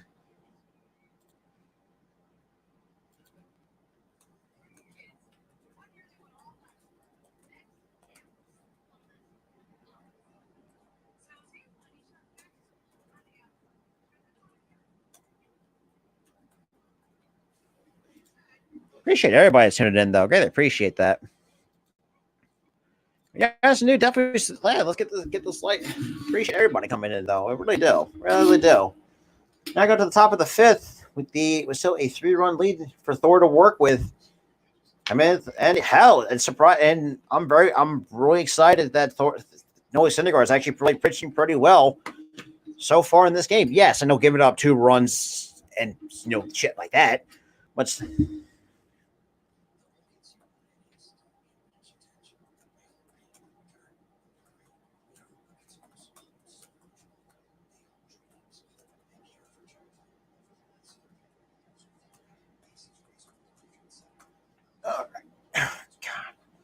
Yeah, right now I'm at the commercial break. So yeah, so it looks like it's sold out right now at Citizens Bank.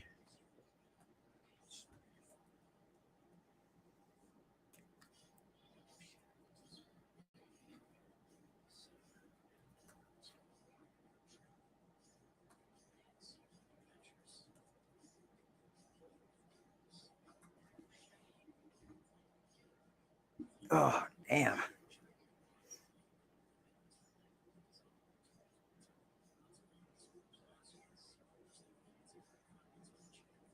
Kind of looks like it's sold out at Citizens Bank. So that's from what I've been seeing. So I definitely. Philadelphia Phillies on Toyota Phillies Alumni Day. Sunday, game time All right. 1:35 against these Nats. Shout out to the 9 though. For a special pregame ceremony. Order your tickets today by going to Phillies.com. The wind is whipping here at the ballpark. It's supposed to rain tomorrow. I heard from security people at the ballpark. They always know, John. Okay, so apparently that's strike one. Apparently, two. Melting before it even gets into the bowl. Get a little chilly. Yeah, the wind is. It's not a good sign. Yeah, When it gets cold, that is true. middle of summer. And the 0-1 pitch. That's line to right. That's going to drop in for a base hit. So now we got Luke Voigt now coming up after Garcia leads off with a leadoff single here at the top of the fifth.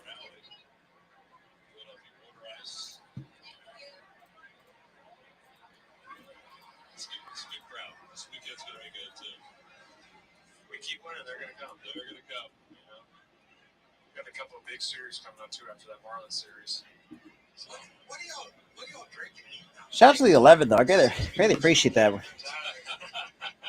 And a throw over. got some pretty good baseball out there. It's getting better and better too. Can you start with those Maddox guys? Because I couldn't stand them. Well, they were Navy brats, so they actually, I don't know if they grew up in Vegas or not, but they played in Vegas, and they were the first two guys that really. So Mike went to Try to Rancho, and they look played, over the see the base runner got picked off, but I guess they're not going to look at it apparently. I'm not too worried about it. Greg was one of the first guys. And the pitch. And Voigt to right. That's going to be on top of the wall. That might be extra bases. So we got runners for first and third and with nobody out here. God, not the situation you want to be in. Fuck. Now you got the Yadiel and Hernandez now coming up. So now the Nationals have a couple base runners. Here's Lloyd Swift. I think he thought about it. Barreled that pretty good, actually. Yeah, he did. It's a good throw, too, from Castellanos once he picked it back up again. That was a great play by Cassie, too, with coming off the concrete out there. Being in that spot and firing back off like that. For people that don't know the logistics of this ballpark, And a swing and a miss for strike one on a hanging breaking ball. the concrete To up there, Yadiel Hernandez, he is 1 for 2. and then it's the chain link. Like you have. That's a 2 for 2. You have 4 different surfaces. I'm saying so it's 1 for 2. If it hits that, it's going to come off this way or that Guess way. not. Yeah, I guess you it. have to understand how hard it was hit and where it's kind of going to land. Because if it comes off that chain link, it kind of just goes straight down. And then, of course, And that's shot foul, so that's no balls and 2 strikes. fire off of that. Hey, strikeout will be good here for out number 1, and they get a double play here. Easy 3 outs right there. So you're going to have to read it the best you can. So 50% of the times when Hernandez is up, the runners score from third with less than 2 outs. Yeah, you see that trouble reaching that. Balls and 2 strikes to Hernandez. Hernandez is 1 for 2. And the pitch. It's not the other way. That's a base hit. That's gonna be run number 3 for the fucking Nationals. God damn it. Now it's a season high given up by Noah. Son of a bitch, man. Now, And it brings Keeper Ruiz. and I got Keibert Ruiz. So at least try to get a double play here would be at least somewhat better. I would. So we had 70 pitches. So do you roll a double play ball? You know, we talked about. I would. I mean, it's going to be the easy situation there. That thing bullpen is phenomenal. Yeah, they've done a nice job. It's been lights out. It's It's impressive guys can turn around out there. And the first pitch to Ruiz. That's fouled off for strike one. So no balls in the strike to Ruiz. With 3 runs in for the Nats. Unreal. Kind of throwing that out the door and just giving them the best situation they can have. This is why sometimes I hate the damn shit. The shit like that's really, I don't like it. I mean, and the 0-1 pitch. That's on the top of the zone for strike 2. When you're able to do that as a team, it just makes you that much better going out there. Have a guy throw 4 or 5 innings or 6 innings in the whole thing. You know what I like about what Rob Thompson done? There's no rolls. Exactly. Like Cable was warming up the other day, what, the 5th inning? Yeah, this is a bullpen game. Unbelievable. And the 0-2 pitch. Fly ball left field, playable for sure. Schwarber with an easy catch for out number 1. Or we can take a short fly out. That works too. Alvarado turnaround has been, you lose the rates of 5, but that cutter, the presence of the cutter, It's such a good pitch. It keeps you so much off balance because you're not sure. That works. If you just get out of this inning with just 1 run, I'm fine with that. At least that'll be some. Give him credit. When he got sent down, he could have went down there and pouted. Why got better. He went down and proved. He's such a good guy too. He's such a good person to have in your clubhouse as well because he's a guy that's always excited and always ready to play and always wants the ball and he's not scared. So he wants to go out there and be the best for his team and he really, really cares. there's a liner out to right field. That's big. Said. Now they're going to score quick. And now we got bases loaded with 1 out here. God damn it. From fucking Lane Thomas. So this is why teams like this, we cannot play like against bad teams. Plain and simple. We gotta stop playing low to these damn shit teams like fucking, I don't know, like, well, That's not like valued by the analytics, but those dang guys that tell that rubber thing gets support. Exactly. Lightning. You don't need regulars, no. No, not right now. Compliments calling to the bullpen. well, that's gonna suck for this stream. There's gonna be a fucking rain delay. Oh, Line drive. foul. But I like the fact that if there's the meat of the lineup or dominantly right-handed hitters, 7th, 8th inning, Sarandon. If they're lefties, Alvarado. And vice versa. That's the way it should be. But throw right-handed there too. Braddock, yeah, it's just deep. The game is so traditional, right? You talk about the game being so traditional. You have That skips in the dirt for ball 1. The count's even a ball and a strike. And you can do that, and that's totally fine. But the game isn't like that anymore. It's different. Like you said, you're going to throw your best guy. I mean, right now, bases loaded, right? If they brought somebody in, you might see one of our top guys coming in. I mean, he's throwing the ball. And we got Andrew Bellotti now warming up in the pen for the Phils. Yeah, not the ideal situation. Well, that's chopped on the ground. Foul. All right, ahead of the count. That's, if you get a ground ball here for an easy double play, I'm fine. Those are the pitches that mean the most in the game.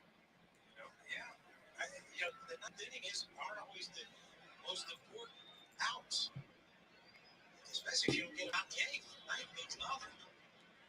We had a closer once. It was, I only pitched the ninth. What if we need you in the eighth? And that misses. And a run, of course, a run will score. Come on, JT! Jesus fucking Christ!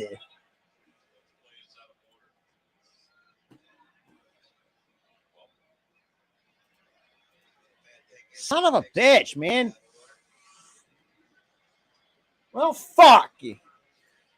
I'm pretty sure that three run shot from Bohm's gonna mean nothing. JT's never caught Syndergaard. I mean, he went down there to bullpen to catch his bullpen, but a little different animal when you're out there and it means something. And the 2-2 pitch. Ball right field. It's not deep. Castellanos coming in. And shallow right. Castellanos will make the catch. Easy double play.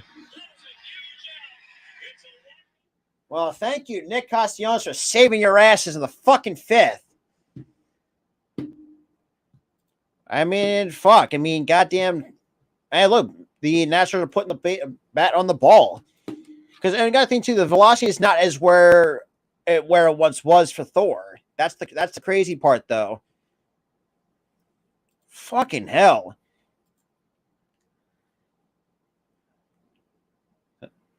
Honestly, there's. I think overall, I'm surprised. But still, that's a good surprise. That was actually a good defensive throw.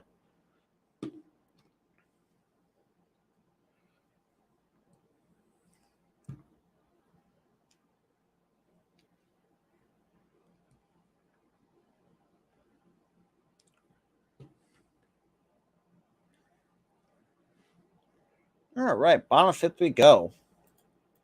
Now you got to get those runs back.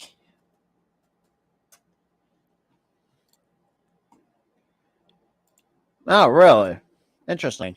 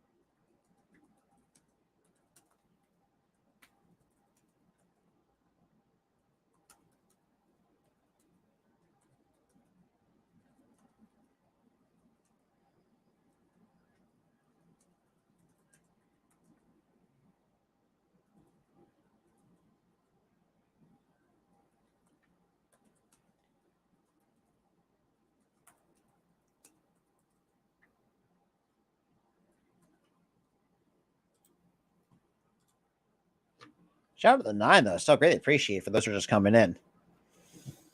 And we got rain falling. As the wind has started to whip up. Look at that lightning. Look at that. Wow, they took a steel shot, a lightning strike on Ashburn, and we're going into a rain delay, ladies and gentlemen. Hopefully it's not a huge storm. I don't know. Our local meteorologist just showed me the radar. We got rain delay.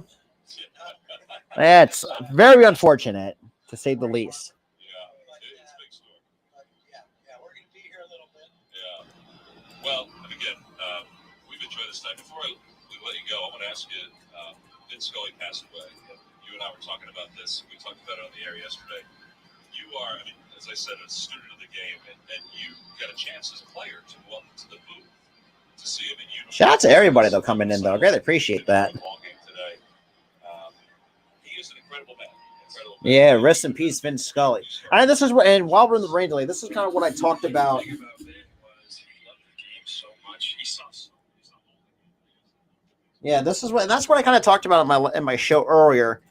The reason why I do for the channel the way that it is, and the kind, being the kind of it's somewhat of a YouTube broadcaster, because I mean I've always been heavily inspired by Vince Scully when he calls baseball, especially when it comes to like the baseball streams. It's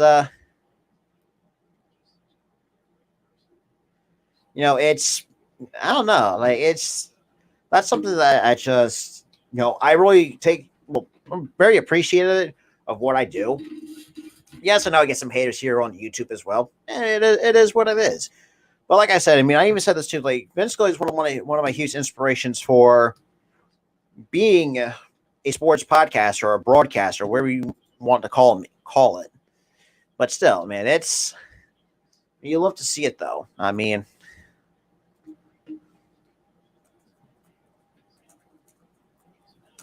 all right.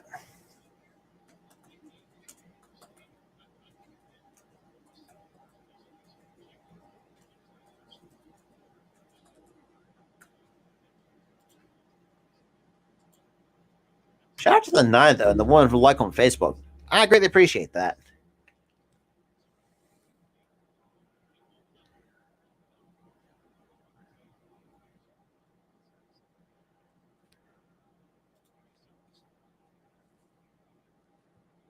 All right.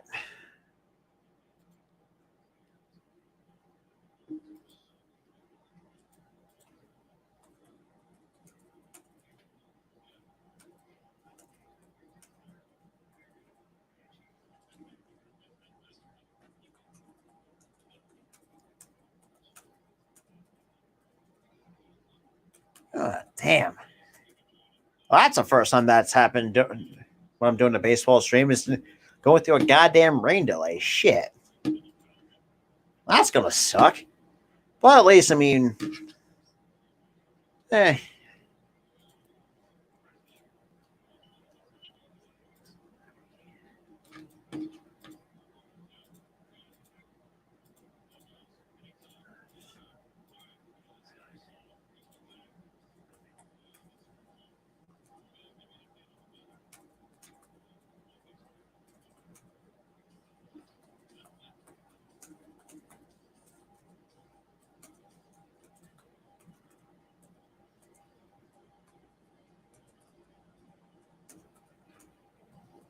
All right.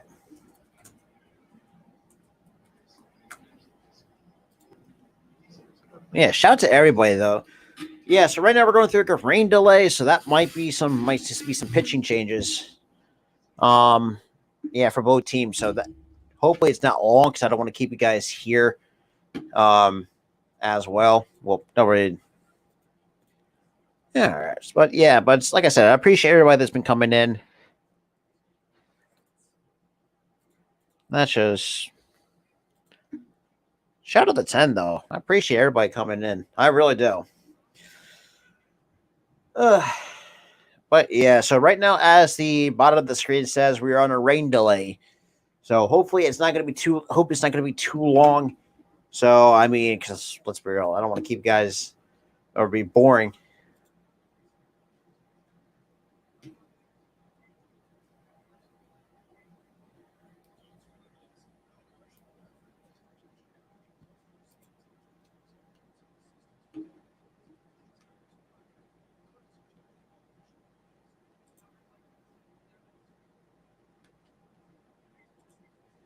Yeah, all right.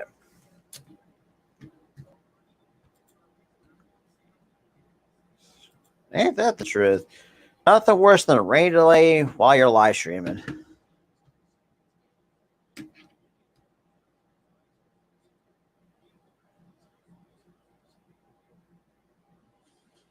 All right.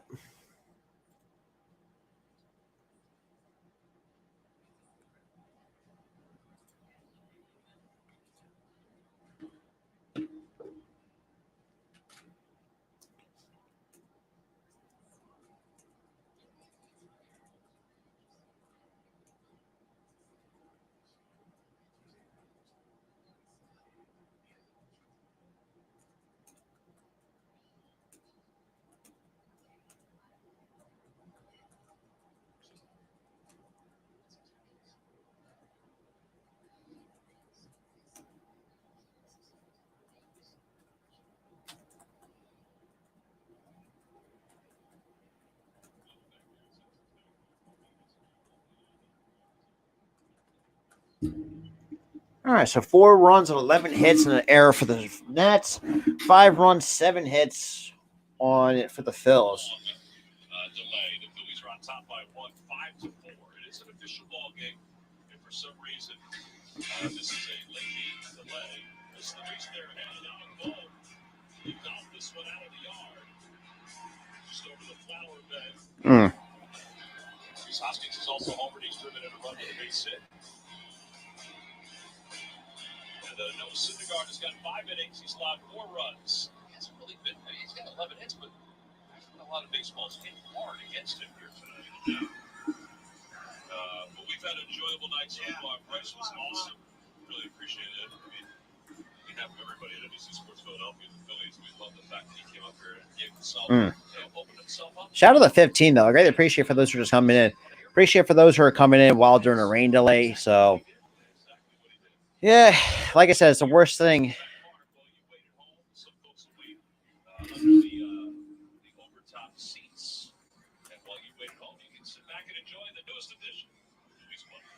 Well, shit. So, fuck.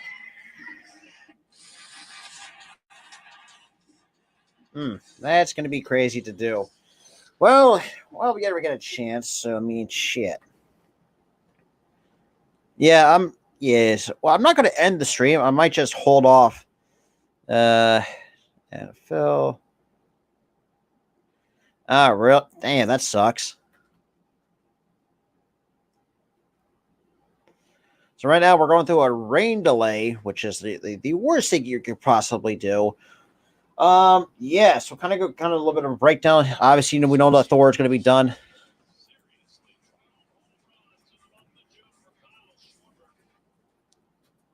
Short are being launched all across baseball this season. Hello, welcome to Phillies Clubhouse. I'm Amy Fiddle. Kyle Schwarber put together a monster June, winning National League Player of the Month. In the process, helped catapult the Phillies back into the wild card race and landed the Bill Slugger in the All-Star game. Our John Clark recently sat down with Schwarber on fitting in Philly.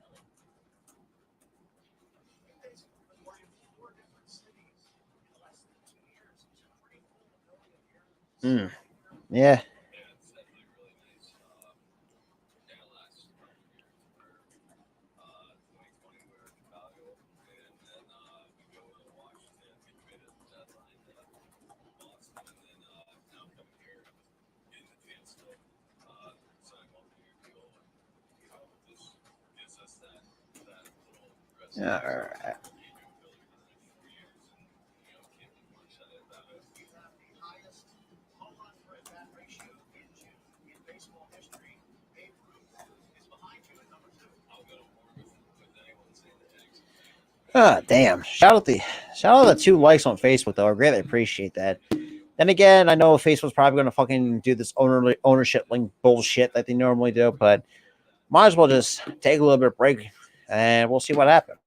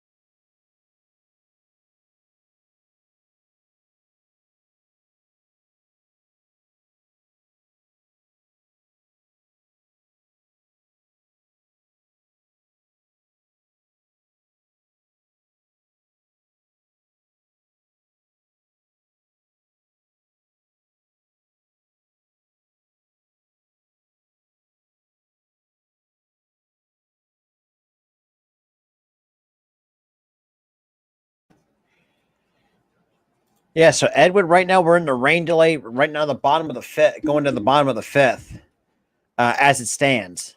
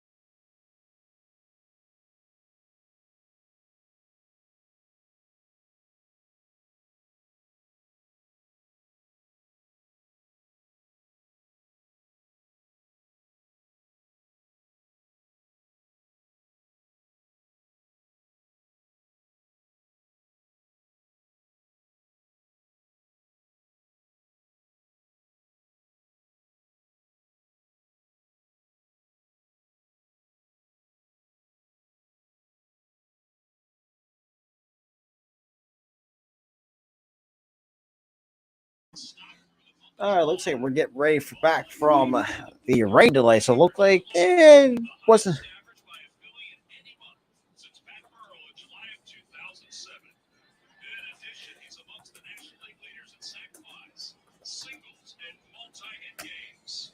He's enjoyed it the season. All right, so it looks like we're getting ready to really pretty much do the bullpen pretty much for the rest of the We'll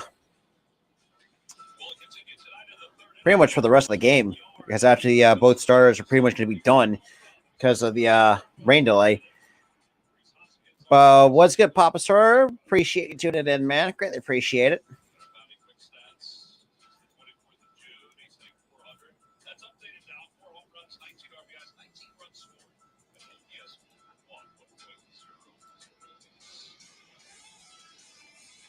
Well, tonight's game is official at this point. We are still with a rain delay. I say that because they got the Oh, of course. Of course.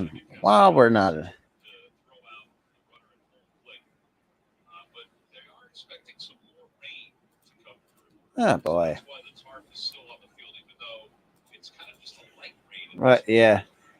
It's fairly electric. No, actually I'm really liking what the Phillies brought so far. It's the rain delay is going to piss me off. That's all I'm saying. Rain delay is going to be the only thing that's going to piss me off. If this shit gets postponed, and we're about not even almost about 2.5 hours in, and if this shit doesn't fucking clear up, I'm going to be mad that I freaking wasted 2.5 hours. Well, not to say 2.5, but good portion of it just sitting back watching some different shit. So pretty much I can just like pass the time. Jeez, I hate fucking rain delays. I really do. So goddamn boring. So as it stands, so no, right now as it stands, it's still in a rain delay. That's gotta suck though. Like you have a team going on the road. Man, that's gotta suck, man. Yeah, absolutely. That's what I'm saying. As a current player, I fucking hate rain delays. So right now, that means go to the rain delay.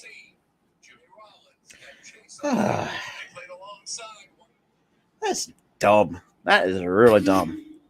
But knowing how I mean, since we're still in the rain delay, I'm going to take a little bit of a break.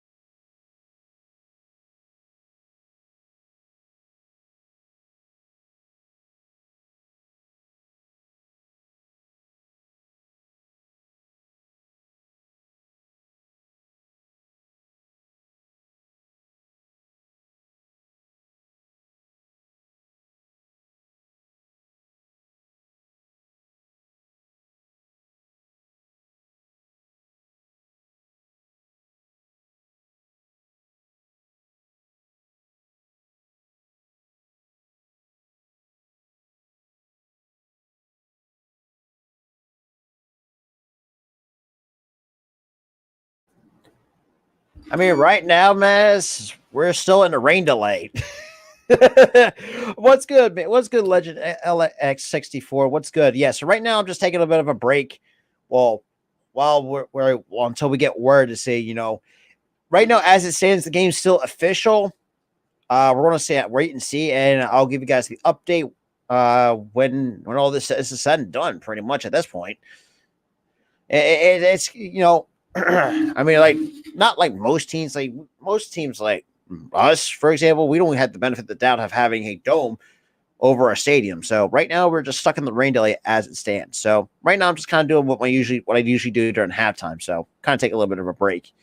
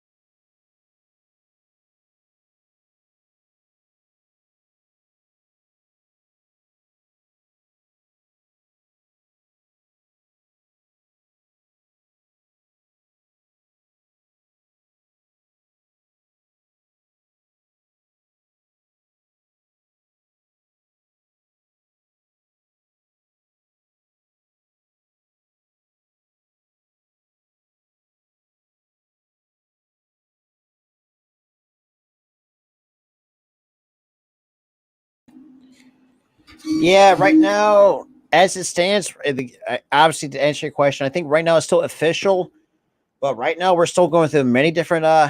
It's a rain delay. We don't know exactly how long this rain delay is going to be in terms of because right now, as he said, as the report says, it is still going to be an official game. Um, yeah, I don't know. It's this. I don't know. I have a gut feeling this might be this might get postponed. I don't know. That it's something that's going to be like I. Right now it's still raining over here. Yeah, right now it's still raining to be as it stands. I don't know.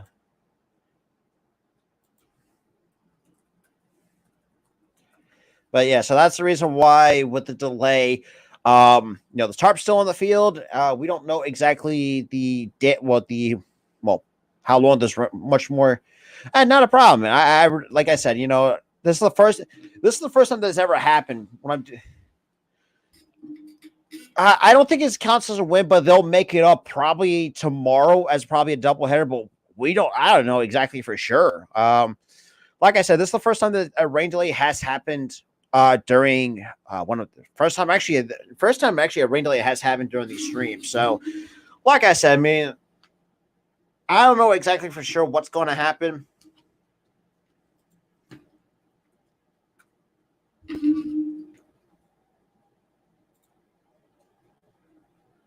So right now, goddamn cup, I'm still.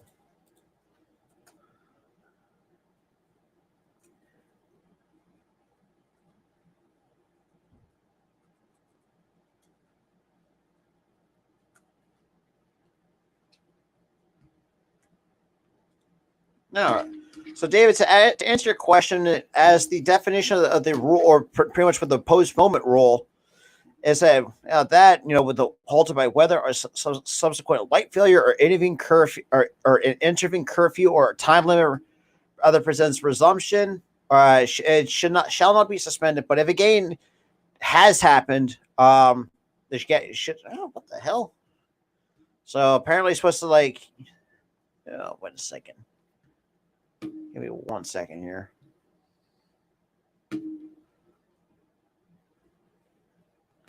Man.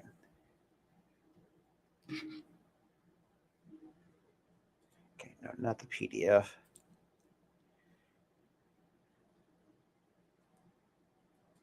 All right, just give me 1 second.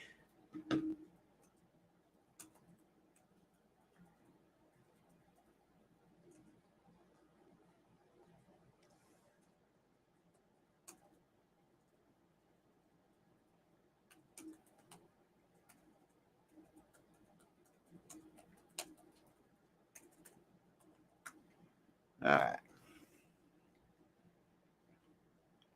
No, not SeatGeek. Goddamn. Right now, right now, Ricardo, we're in the rain delay. I'm still here, Legend. So I'm looking at something right now.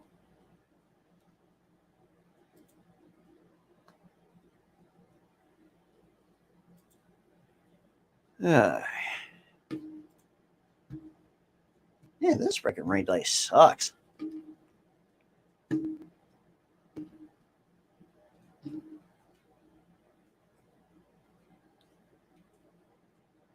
Wait, oh, not that. Let's see. Let me just see what this. Give me 1 second here.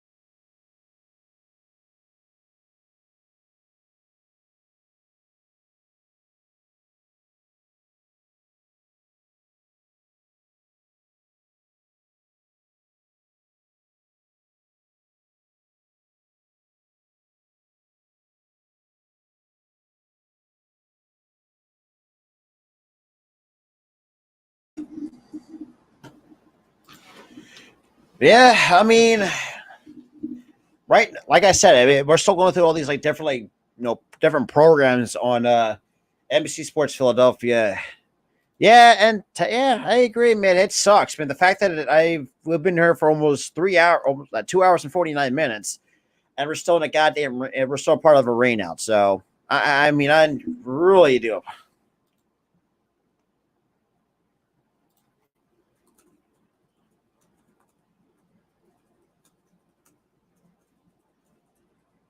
Uh,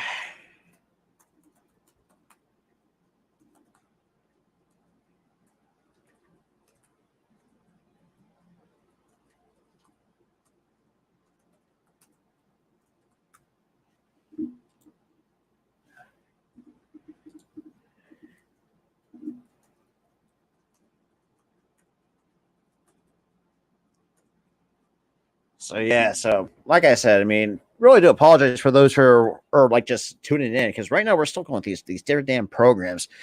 God, I hate that. I hate having to, if it's gonna definitely gonna get postponed, I will definitely have to what definitely would what do you call it? Um End it. Because that sucks. So I do apologize for that.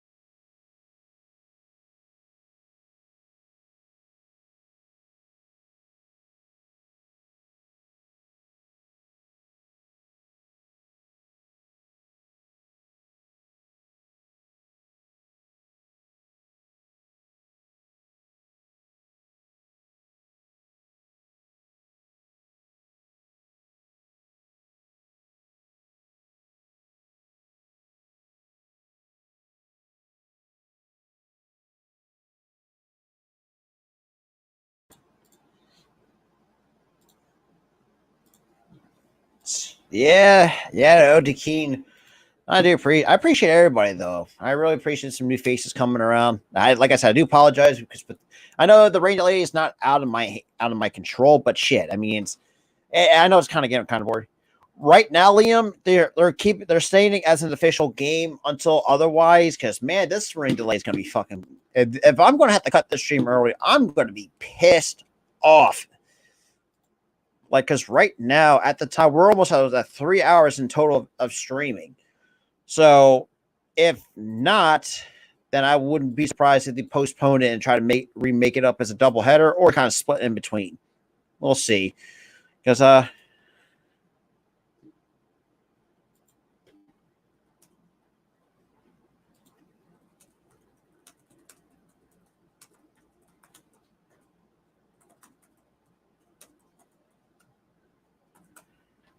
right.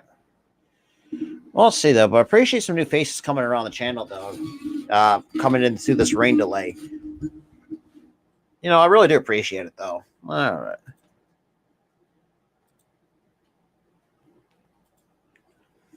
But yeah, shout out to the 7 though. Right now we're still in the goddamn rain delay. Let's see.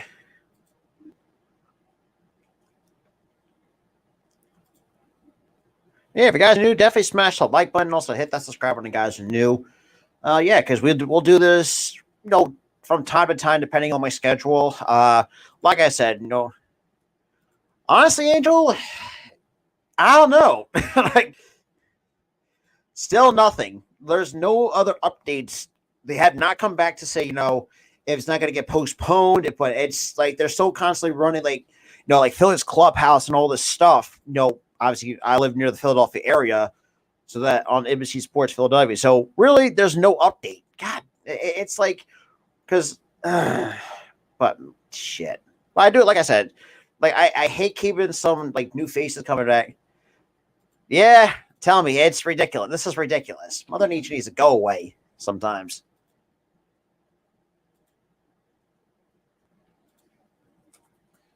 But they're kind of showing a thing for Chase Utley's retirement.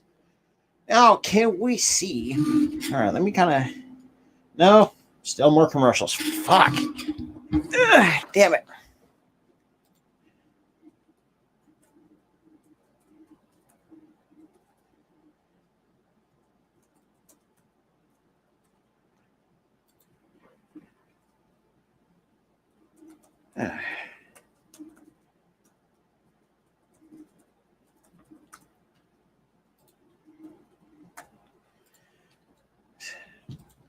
So what's the update, Liam?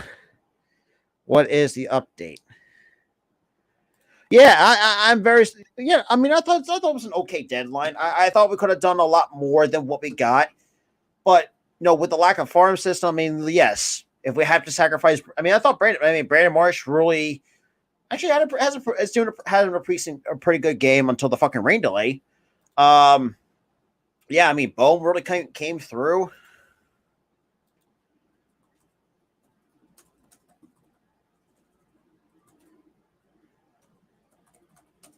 But yeah, I thought actually, let's be real. I thought we could have done a lot more, but I can understand why. I mean, yes, I know the only our top 2 prospects is probably Painter and McAble, but that's pretty much about it because we do not have a farm system to save our goddamn lives.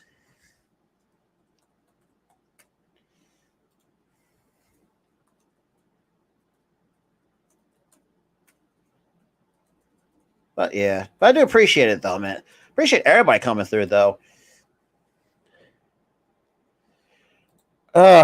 If that's the case, fuck me.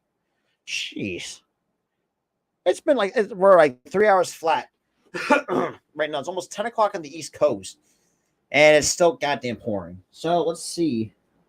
It continues. The rain is really lightened up. It hasn't really fallen too much over the last. Okay, so right. Yes, but I still feel like we're still far away for being World Series contenders. I mean, if we can make the playoffs, which is the very first step, because let's be real, 10 plus years of this shit, it's been very frustrating.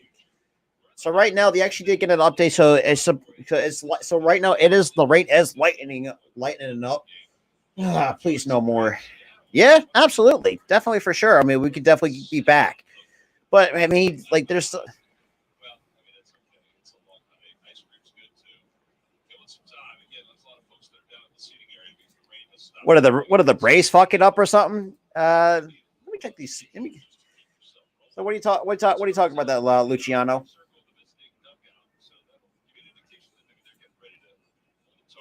So it looks like we're getting ready to pull the tarp out, or tarp up, I should say. To start loosening up. Obviously, the Phillies will be batting in the bottom of the fifth inning, so it'll be the Nationals that will get their bullpen worked up sooner rather than later.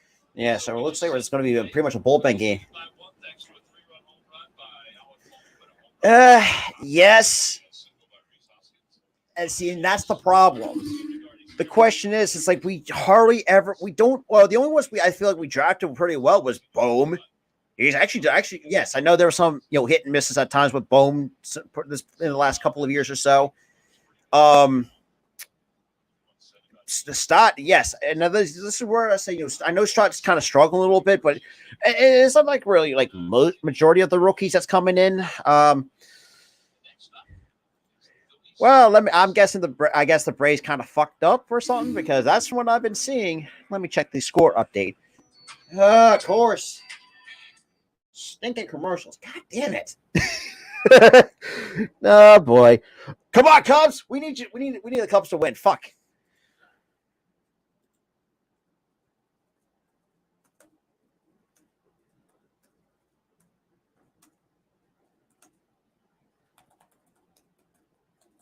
All right.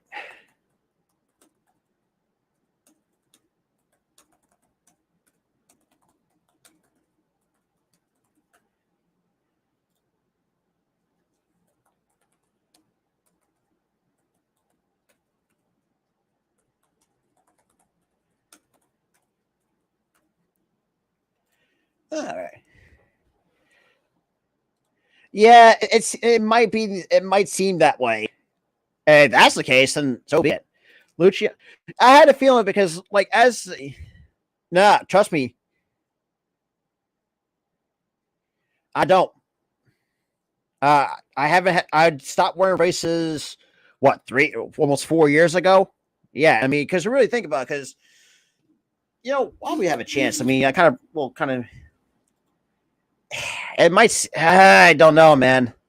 I really hope not, because we've been here for 3 hours and 3 minutes, and yeah, I want to kind of keep. But yeah.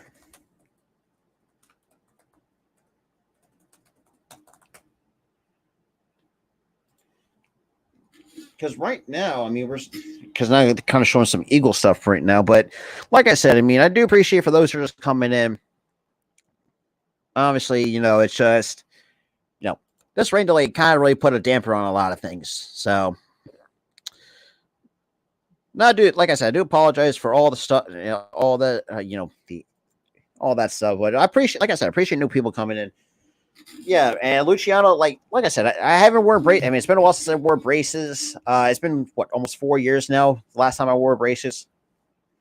I appreciate it, Angel. I really do, because like I said, I know it's been a while since I've done these because I was talking to a few people on my, or a few colleagues on a few people off screen, because I've always just said this too. It's like every time I do a Phillies game, for some odd reason they always find a way to lose when I do streams. So that's the reason why I held off of doing Phillies games, because of that. Because I feel like I was kind of like bad luck in terms of how it comes out. But I mean, other than that, I mean, I got like other stuff planned too. I got the Eagles week 2. No, pretty much week 2 of the preseason. Yeah. Yeah, it's like I said, the damn, like I said, the rain delay is kind of it's really annoying. Yeah, with the Sixers and Eagles coming up as well, obviously in September and October. Like I said, I got a lot more stuff coming to the channel as well. More NFL and definitely some NBA content. And then once the spring football comes back with the USFL, I'm gonna start doing a lot more doing it as that. doing those games. Well, those were the USFL games were actually pretty fun to do, in my honest opinion. But yeah, I mean, right now we're still kind of hoping get through this. What do you call it? These damn Phillies sports programs, because they're kind of like showing them a repeat though.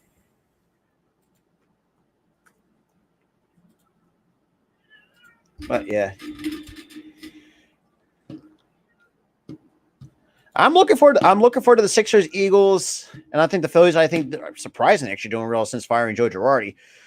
The Flyers, yeah, about that. I did play. The Flyers were so fucking garbage. I would do Flyers games for sure, but check the NFL game. I would, but I don't mind chatting up a little bit, because till everything kind of comes down to see, if they're going to postpone it, all this shit. So, but yeah, hockey is pretty much my last favorite least thing to do. In terms of produce, comes like see competent Philly sports teams to do. Oh, you're the Panthers. Okay. Florida Panthers. You know what? I respect to that. But I will say to him, like I said, I will always shit on the Flyers until something changes. I will say that. I will hold true to that. I mean, you can definitely tell by the eye. I mean, if you look at last year, the eye test really did show how bad the Flyers truly were. Because they really think about it, because we really had the Flyers, on the other hand. The closest we ever came to winning the Stanley Cup was in 2010. Hey, respect to that. I will say too, though, and I talked about this in my previous show, before I started the stream, is that I had when I so even though I had a podcast when I started doing this kind of podcasting on YouTube and stuff like that, and obviously prior to being a YouTube content creator, PUBG caught. I don't know, man, because hey, you and me both. I see. To be honest, I had no idea, because right now we're still going through Eagle stuff right now. I don't know. It's just I don't know, man. It's ridiculous. It's ridiculous. I hate. This is the reason why, as a current player, I fucking hate rain delays, because it shit ruins the game. Yes, I know it's out of our go. It ruins everything, but shit, it's ridiculous.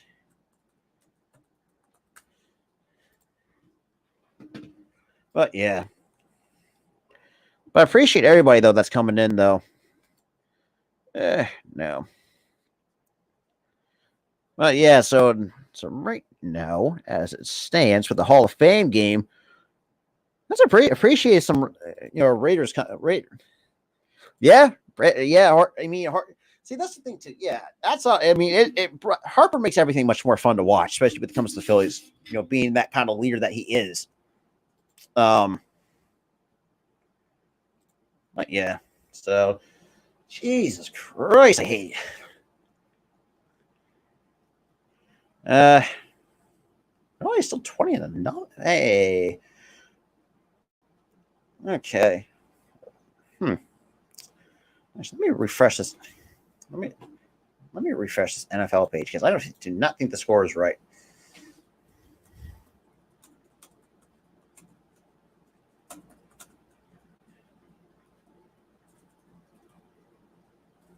All right.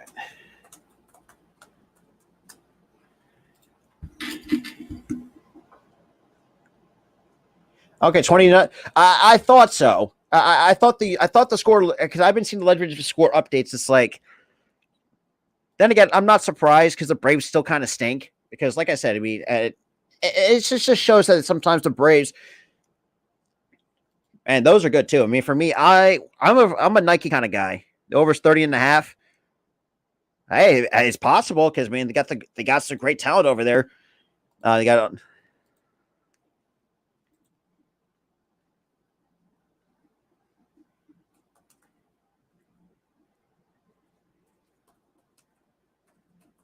But yeah, so I mean, 2.5, under 2.5. Okay, that makes sense.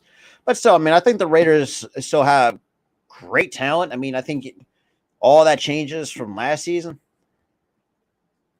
I appreciate it, Luciano. I really do. Because, like I said, I said this too in most, and sometimes in my late nights. Sometimes I do get a lot of haters. Yes, I get that. Sometimes, well, minus the bots and all that shit. Because when you're a content creator, sometimes, like when you do like a lot of live streams, you will run into some different types of bots. That's kind of the annoying part. But I mean, yeah, I mean, look, it's really doing this. It's like I really enjoyed it as a hobby. Yes, I know we're this channel's already halfway being monetized. Is yes, I mean I enjoy what I do. Yes, I mean even though I am going to going to school or being in college for a different profession, but I'm really kind of no, I appreciate it though. I really do appreciate it, Luciano. No, like I'm saying, it's just like yeah, as absolutely true. The AFC West, you gotta have to put on a dartboard. It's like because it's like a lot of these teams are getting better. But I think with the Broncos, absolutely. I mean, look, I try to do what I can for you guys, with the limited schedule that I have. Like I said, the AFC West, gee, that's tough because for me, I'm in the one of the weakest divisions in football in the NFC least. I'll put it, I'm saying it as it is because the only two teams that have been competitive is the Eagles and the Cowboys because everything else you have the other two kind of catching up behind. I mean, I do. I mean, look, I will say that, and this is the thing too. This is what I tell a lot of people too, because I grew up and when it comes to like these different teams though, like the Braves, I grew up. I was born in the late '90s, but I kind of did not see the kind of type of the team that the Braves were back, like say 1995. The days of Greg Maddux, the prime Greg Maddux, Tom Glavine, John Smoltz. That is true. I've been seeing a lot. I mean, a lot of Lakers fans do not like Russ, and I can see, and at times too, Russ. At times, sometimes I do feel like he. I mean, look, he's still a good. He's still a good player, though. Don't get me wrong, but the fact, I don't know, the fact that he wants to be like the primary guy, I don't think that's going to work, based on the fact that we've seen it time and time again, and it really has not worked out. The only time it has worked out is with the Washington Wizards, but that was the only time that's ever worked out. But with the Lakers, you have guys like LeBron, AD. Who else is over there? Jesus Christ. I mean, Lakers made some changes over this past all season. I don't even remember who else is over there. I appreciate it. Right now, I'm in Jersey. Right now, I live in South Jersey. So I'm in that Delaware. You know what? That's a funny thing because it's like, I was just like, really? Like that's a funny thing that I ever heard. It's just when that story came out, it's just like, really? Like I say, I call some bullshit though, man. It's just like, I love Herbert. Yeah, that is true. I mean, if you really look, yeah, Herbert's going to be one generational. And this is why I feel like Herbert. Yes, I know you got Mahomes, you still got Brady for like another year. But I still feel like, and Josh Allen. And Aaron Rodgers, I mean, you can flip flat. But I appreciate it, though. Like I said, I mean, I don't know, man. But with football, geez, I'm sorry. I'm just such a football kind of mood.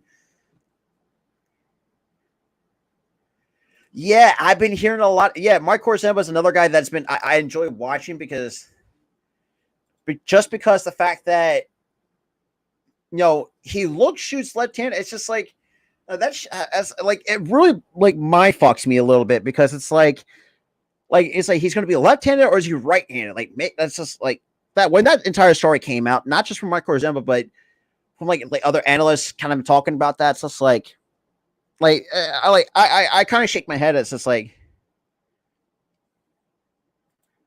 I mean, yeah. Well, I don't usually do I don't do gifts and stuff like that. But like I said, and I actually, since you brought that up, I was originally supposed to have a 500 subscriber merch giveaway. I'm actually going to have that at 1K. That's what I would want to do. Because obviously out of my merch shop as well, which is all linked down below if you guys want to check out my merch options. But yeah, we'll do another merch giveaway very soon. Maybe 1K. Well, it depends how everything goes. So I will definitely post it on my community tab for sure and give you guys an update. So I would definitely would do. I mean, doing the last one giveaway I did was actually pretty fun because, like I said, I really don't do giveaways often because obviously, like I said, being in college full time, working a part time job, just kind of just dealing with life at the moment. But I still, like I said, I appreciate everybody coming through, no matter if you're new, familiar, whatever the case may be. But it's just like I appreciate everybody that's coming in. Like I said, I mean, with baseball. That's the crazy part, though. I definitely agree with you, Christian. I really do. Like this shit's. It's funny. As funny as it sounds, it's like. See, that's an interesting. Okay, I have respect to that. For me, I go to for me being in Jersey because I live in the southern part, New Jersey. Because we have a few shores here. Well, we call it the shore. That's what it. Well, if you're kind of been like a long time resident of South Jersey or just in Jersey in general, but yeah, I mean it's.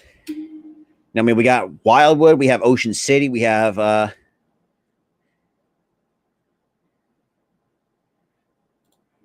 mean, we did.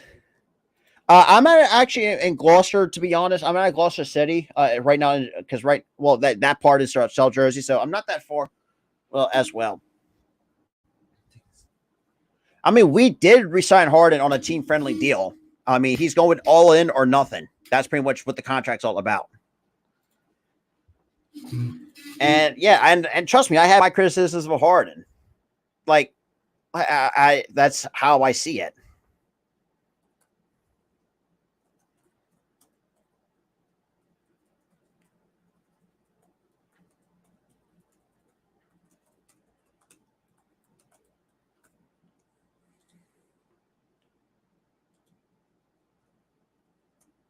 But yeah, I'm looking forward to football though. Not gonna lie.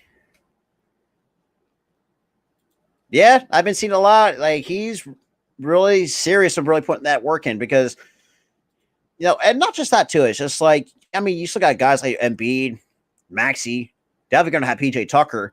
I will say too, I feel like the Sixers did overpay for PJ Tucker. The years were right. Exactly. See, exactly. That's the crazy part though. But knowing how the Rockets were, a lot of Sixers fans would say that, but really looking at it, yes, it might be a bit of a downside, but it really has helped Embiid become much better, especially down in the post. Because remember, before Harden, he was more out on the perimeter instead of having constantly nudging him to go down in the post, and that's what we did. That's kind of what we did when we got Harden. Now, I will say though, I mean, it's given. Yeah, absolutely. Sometimes that's going to really hurt a little bit because, and at times too, we have not drafted well. Other than the fact that there were some hits that we had. Allen Iverson, Tyrese Maxey for sure. The fact that this kid fell at 21, and all this stuff. It's like, well, that too, but shit. But I appreciate everybody though. Of course.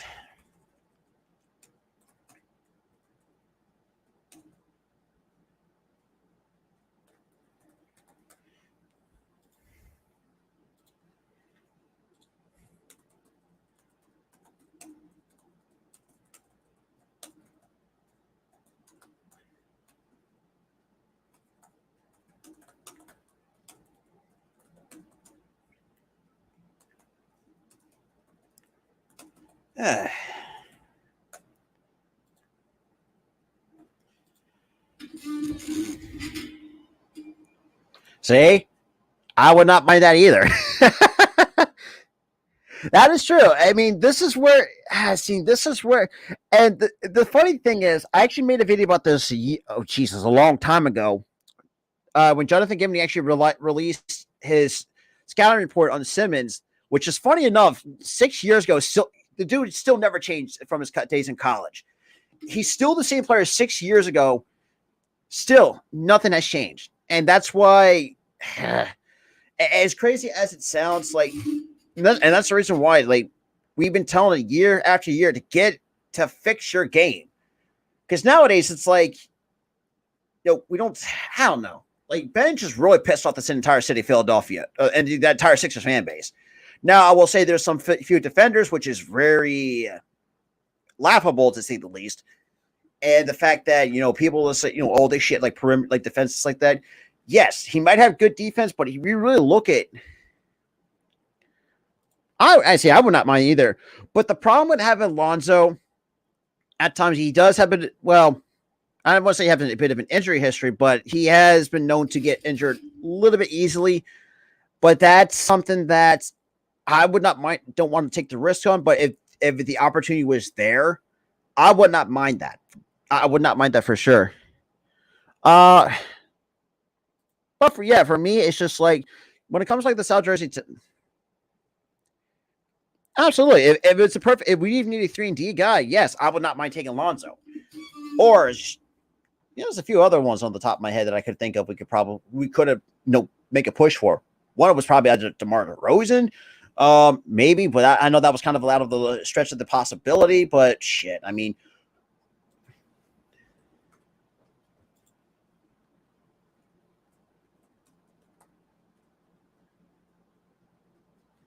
But yeah, I mean, it's just like, obviously with that, yes, we do have, see, now that's where the problem lies sometimes, is that with the contracts that we give to Tobias and Ben Simmons, that is really biting us in the ass when it comes to, who? But shout out to 19 though. Like I said, I mean, it's just like the fact, and this is where I will put some blame on Elton Brand for really fucking the Sixers.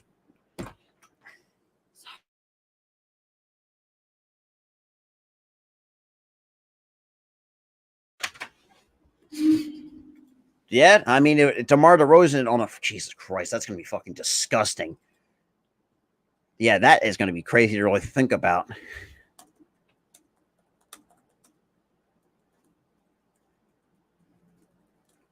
But yeah.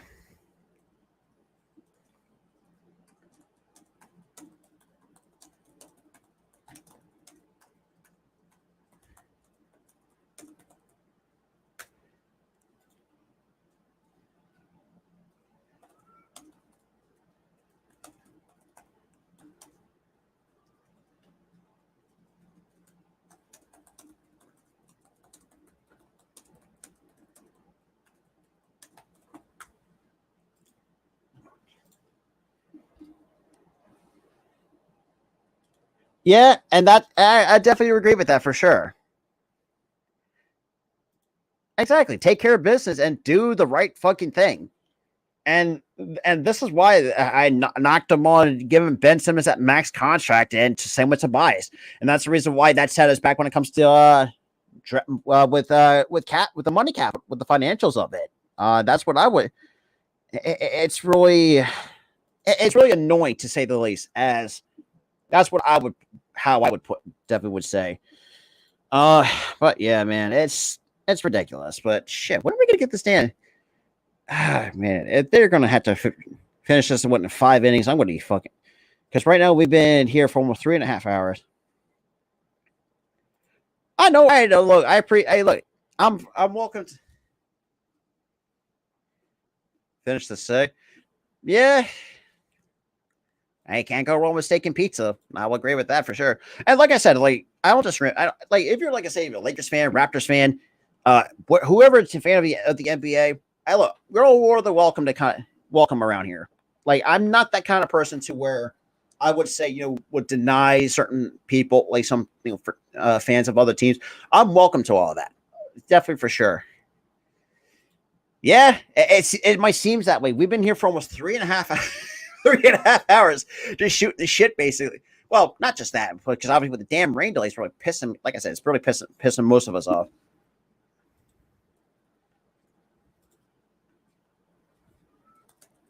But yeah, hopefully God damn, like I said, I don't know, man.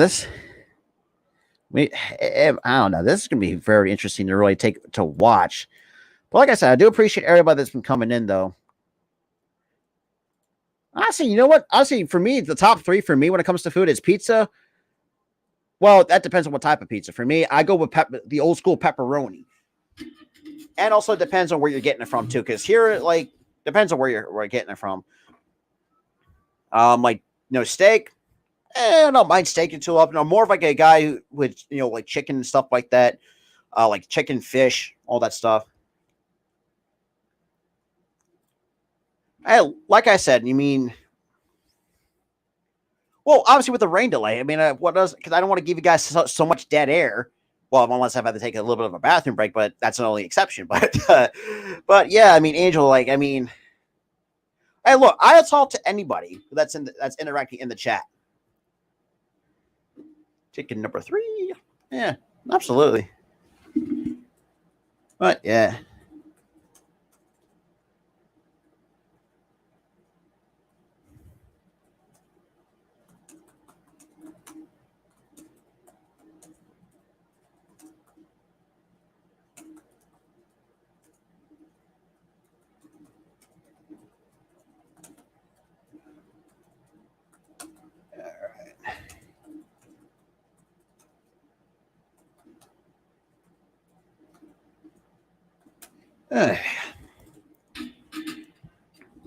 Yeah, 2K4 play, 24K plays. Yeah, I don't know, man. It's this when you think about. Okay, so this is what I'll take this from a player's perspective when it comes to the rain delays. Yeah, it sucks though. I mean, it's like because for me, I played in an amateur league. Yeah, I do. I do know Morristown, and I've been. Well, yeah, I'm not that far out of Morristown, but yeah, I know. There's some places that I know, but kind of going back to what I was saying is that, uh, damn, that's gonna suck. Like, that's gonna suck because just postpone the damn thing and make it as a double header because we've been here for almost 3.5 hours. Medford, yes, I know about Medford. It's ridiculous, but like I said, I mean, whatever this case may be. Like I said, I have other streams. Damn, sorry about that. When I talk too much, I tend to. Well, sometimes I will have like something right next to me. But like I said, I appreciate everybody that's been coming in though. Kind of it did, but if you really look at the impact of it, he really has not been not great. He's not.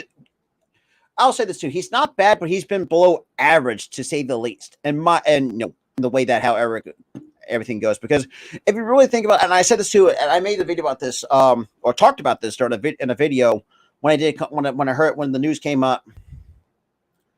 Richard, that might be a possibility, and that might move if it turns into a double hair. That might be the option. Like I said, I mean, right now we're still going through like the different programs and stuff. If you're coming like from or if you're like, well, from where I'm from, if you're like in the Delaware Valley, that kind of area with the NBC Sports Philadelphia. Yeah, we're still going through a lot of fucking goddamn commercials. So, this is ridiculous. Yeah, like I said, it's ridiculous to say the least. To have this kind of long range, because at this point for me, I say. Oh yeah, Brandon Marsh had starting position for me. I'm a pitcher and a first baseman. Those are my position. Well, first base is me was my secondary position because even though I played, I've been pitching for. Well, geez, yeah, that's a very good question. For me, I'm a pitcher and a first baseman. Throughout my early days of my career, I was obviously a pitcher and a third baseman by trade, and there are times switching out. We are 10:27 on the East Coast, so you guys are West Coast is 3 hours behind. So we're almost at 11 o'clock, almost 10:30 Eastern here on the East Coast. Whenever this guy, Jesus Christ, this is ridiculous. See, that's the only one position I can never do once again because number one, it hurts my knees. Number two, like I mean, during the summertime, I sweat like a motherfucker. Like literally, like when it's. Well, yeah, I might do that. And actually, now that I think about it, But then again, why would I mean? I know that might be a better idea, but I really enjoyed talking to some of those that's coming into the chat.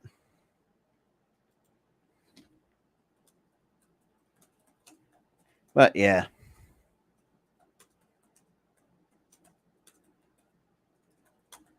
I really don't mind talking to some new people coming around the channel, though.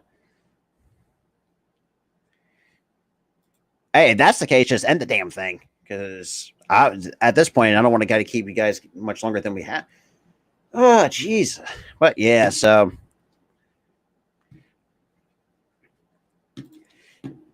Yeah. See, that's, I haven't.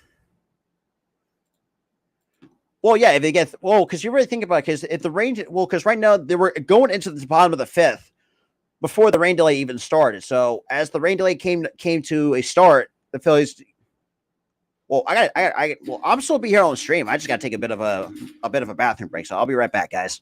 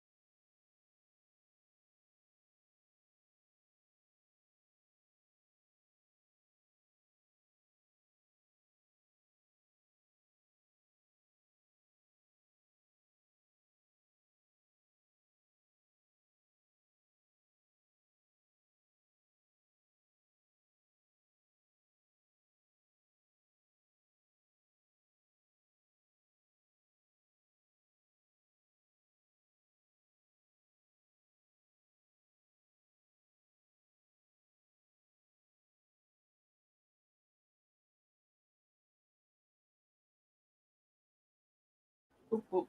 There we go. Sorry about that. Earlier today was our sold-out summer session in the Phillies #College Series, sponsored by 10 million. I'm here, Luciano. Just Mother Nature had to call. Was there. If you catch my drift. 23 colleges and universities in attendance. Okay. Yeah. Yeah, like I said, hopefully. One second.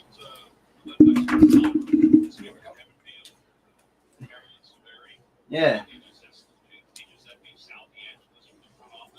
This isn't everybody's mood. Yeah, not just that too. Like, and obviously later up in the week, I gotta get.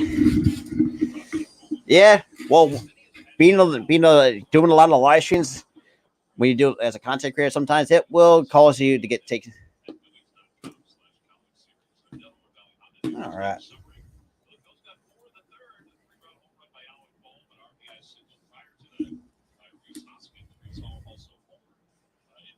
All right.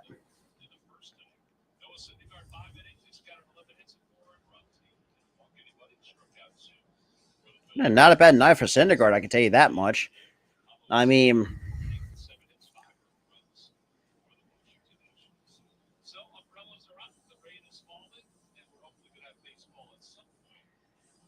Jesus Christ. Is it really the. This is why living on the East Coast sometimes sucks. Sometimes.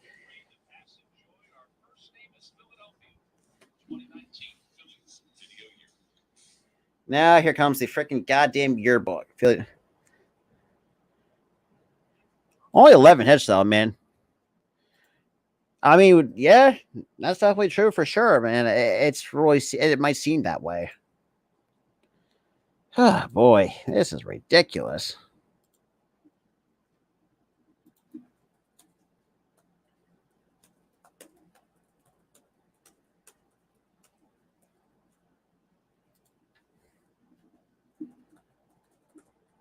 All right.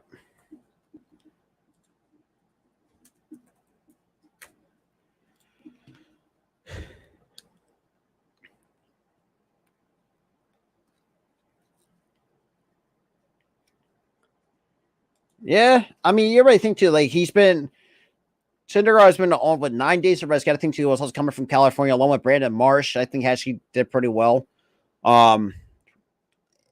Jesus Christ, if this really doesn't end, I might cut this short because Jesus Christ, This is ridiculous. Because then again, I don't mind keeping you talking. Keep chatting with you guys. The yearbooks actually pretty fun to actually look the video yearbooks. I mean, shit. I mean, I can remember times showing like the old school, like the old yearbooks, we still had Howard, Chase Utley, Jimmy Rollins, Chooch, Worth. We also had Halliday, Oswald, and just so many other players over the years. And of course, we're seeing Matt Clinton on screen. Blah. Least favorite person. Okay, you're in Iowa. Okay, that makes sense. But yeah, I mean, it's been tough though, because I'm not the only. Pretty much everybody else is pretty much live for the Hall of Fame game as it stands. Okay. Yeah, but still, I mean, it's just ridiculous to the point where Mother Nature needs to chill it, especially over here, anyways. That's kind of what the rule is from what I saw in the rule. But we'll see how it goes. Boston kind of sucks. Let's keep it for a team. Let's be real. The fact that I find it really funny that Boston really does suck in the AL East. It's getting to the point where you had teams like the Baltimore Orioles getting better than you when it comes to playing. I mean, look, even though when the Baltimore, what's the update? That's the as much as most of the baseball were clowns on the Orioles and sometimes the Marlins too. I mean, but the Marlins, made some right moves, but still not there yet. But I do like the future that they're going in the direction they're heading. Baltimore's another thing too. It's like for a lower payroll team to actually play much better baseball, and yes, and even when they lose, these are hard fought losses. Not like Boston, where God, like the one game against the Blue Jays when they gave up 28 total runs in total. Oh boy. Exactly. Yeah. That's always been my biggest nitpick. No matter. That is true. And sometimes they have a hard time coming back from injury. You really think about it. When Chris Sale came back from I don't know what injury, what it was. When he came back from injury, next few games is that broke his pinky on a comebacker and now back on the injury list once again. I'm not that far from Audubon. I'm not that far from Audubon. That's crazy. That's crazy. But shit. Now they're kind of showing for a lot of Phillies fans, and just baseball fans in general, but that one free agency where you had two of probably one of the biggest super stars, and Machado and Harper in 2018, and Machado did visit Philly, but for me, yeah, Jason, like I said, I do agree with that. And, kind of looking back at some of the moves that we made over the last couple of years or so, I mean, getting Harper, yes, I was fucking ecstatic because let's be real, as much as I like Machado, but the dude is a little bit too arrogant at times. But I mean, both are good players, though. Don't get me wrong, but it's just like I want somebody to. Oh yeah, I saw. Don't worry. Yeah, I mean, shit. I mean, hell, it really think about it too. And this is where we give the Dodgers some credit, though. To the point where, when they got Freddie Freeman, it really does really put the. But yeah, so especially kind of go with the Freddie Freeman to the Dodgers kind of thing. I talked to a lot of people too, also with the network that I'm with, the Spotlight Sports Network. That is true. At least Harper knows how to take. At least know how to actually be actually charge them. And this is absolutely do that, and not so much too. I mean, there's some other players that I always had I thought it had superstar potential. One of them was your Donald Ventura, but man, that God rest that young kid's soul, man. The fact that this kid, geez, and this is why sometimes I hate athletes dying so young, like your Donald Ventura, Fernandez. Sometimes I feel like Fernandez at times has gotten some of his criticisms because of of what was found after his death. Like drugs and all this shit. It's just like, yeah, I mean, it's crazy. It's crazy to say the least, though. But yeah.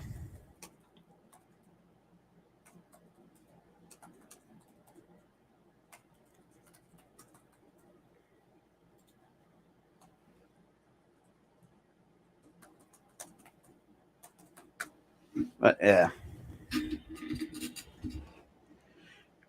We're still like we said, unless the rains for some I can't tell if the rain's lighting up, but we've been hearing that the rain has lightened up, but the tarp's still on the field. And last time the last update was, but yeah, it's been a tough one to say the least, though. I will say that much. But other than that, I mean, so yeah, I mean, it's really tough to really watch. And also for those who are new, and this is and Jesus Christ, I've been told. I have been told, oh, Jesus Christ, so many guys don't know how many. I mean, I've been asked by so many other some other people. Last time I heard, if it doesn't get one of two things could happen. If the Phillies can find a way to because it might either get one, could be split, could remake it to a double header, so they could probably it could be a suspended game. Number two. If the Phillies somehow to beat them in a short amount of innings, that's pretty much just what's going to be it. So, we'll see. We'll see what happens. But right now, I still got nothing though. That's the crazy part though. Still got nothing's really no other updates, and it's really annoying a lot of people that's in here. But I really, like I said, but I also enjoy chatting it up with you guys at the same time, and that's Luciano already went took care of business basically. But yeah, shout out to the 15 though watching the stream right now. Because right now we're like I said, and for those who are just coming in, we're still currently in the rain delay. Yeah, it's been Jesus Christ. Yeah, it's been crazy, especially with this damn rain delay as it stands. And the fact this is I don't know. That's something that's well. Other than that, I mean, appreciate.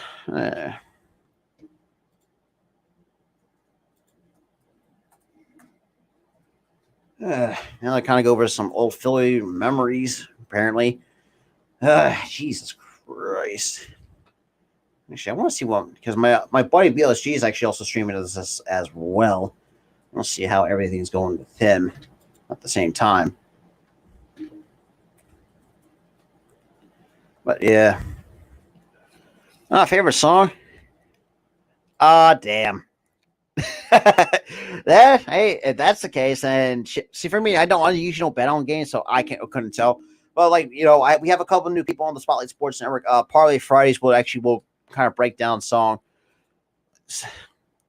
I hope so because we need this damn tarp off the field because I want to try to get through this thing. Hi, Butterfly. Appreciate you.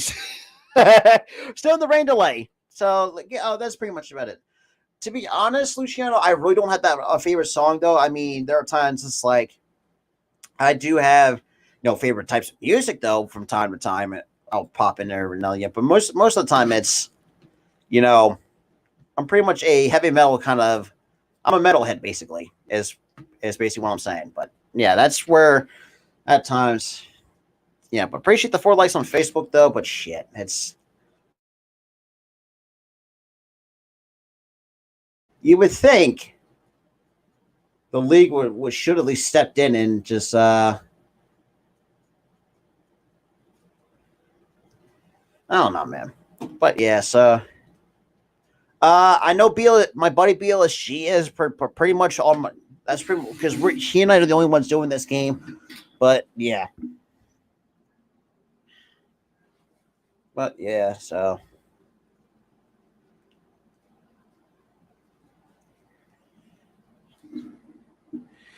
no, Ronald, we're still in the goddamn what do you call it? Still in the rain delay.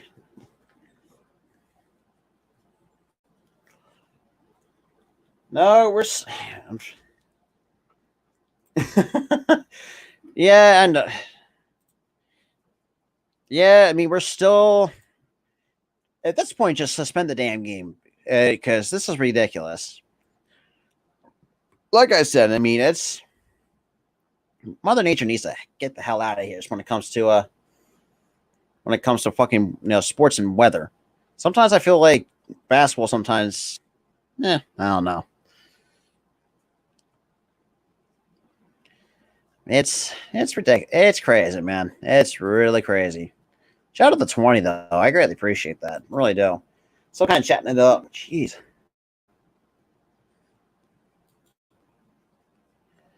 Jesus. Yeah, but let's see what is going. So other score updates. So the Cubs are down 7-2 to the Cardinals. So the Toronto Blue Jays are up 9-2 over the Twins. Texas are up 3-2 over the White Sox. Boston down 4 to the Kansas City Royals. Obviously, we're still in the delay. Obviously Pittsburgh did sweep as well, but that's pretty much the score updates around. If it's the case, and yeah, I mean, and try to remake it into a doubleheader, that's what I would do if I'm the league at this point. Just suspend the game and just call it as it is, and then remake it into But yeah, that's what I would think would do. I have not. But nah. Just for me, I'm just a one sport athlete. I've been a baseball athlete. I've been a baseball player for the last decade plus, give or take. No, but I enjoy a good shoot around every now and again. When it comes to like other like basketball and stuff like that. But yeah, but yeah. So that's yeah. So basketball, like, because when it comes to like the other sports, like oh damn. Liam, you're going. Do you? Well, shit. I don't even know how to contact me a little. Well, actually, I'm wrong. I'm wrong. My bad. Shout out to 22 though. Still sticking with me there.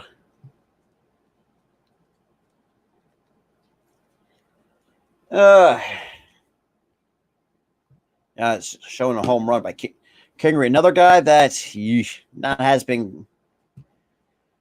Honestly, if you really think about it, actually, yeah, no, guy, it's still on delay. But Jason, to answer your question, for me, like I'm younger than I'm younger than Verlander, but the velocity is going to be. You can definitely and the velocity in my pitcher arsenal will be a lot different than Verlander's. Because for me, I would like say, on a good day, I could top about 85 to 88. I didn't start playing baseball until I was about like 13 years old. Yeah, so I started a little bit later than anybody else. So yeah, so basically, in other words, I'm a late bloomer. As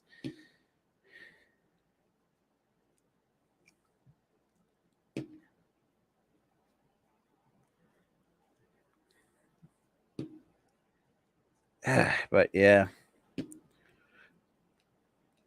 Yeah, I hope so, because shit, if that's going to be the case, oh, geez. Oh, yeah, I forgot about a couple memories when the Phillies kind of imploded against the Mets, when one of the pitchers kind of threw at Hoskins' head and was not happy.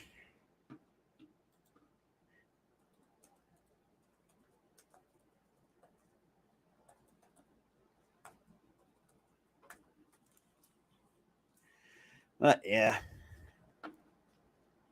Straight answer: yes and no, because you really think about it. Because I never faced major league pitching. in my honest opinion. So honestly, if I really have to say no, that's my straight answer. And it's just because look, I mean,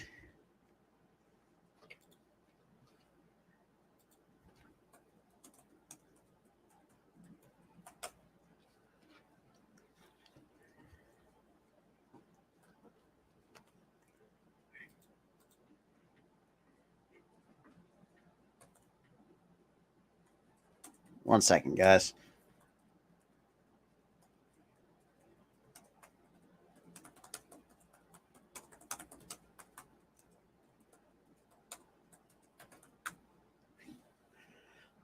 Yeah, 20. Well, that depends on where you get it from, because we have a few other places. Well, because for me, since I live in Jersey, when I go get my cheesesteaks when I travel to Philly, for me, I'm a Tony Luke's kind of guy when it comes to cheesesteaks. That's probably my preferred place to get cheesesteaks. I mean, we got Pat's, Geno's. There's some of these like smaller businesses that do really good cheesesteaks as well. At the same time, absolutely, yeah.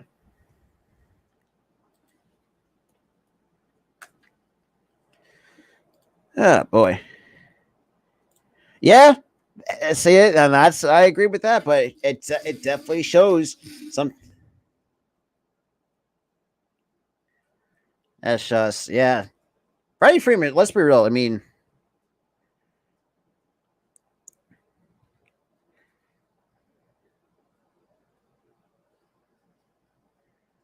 yeah, but it is what it is. So, but still, I mean, it's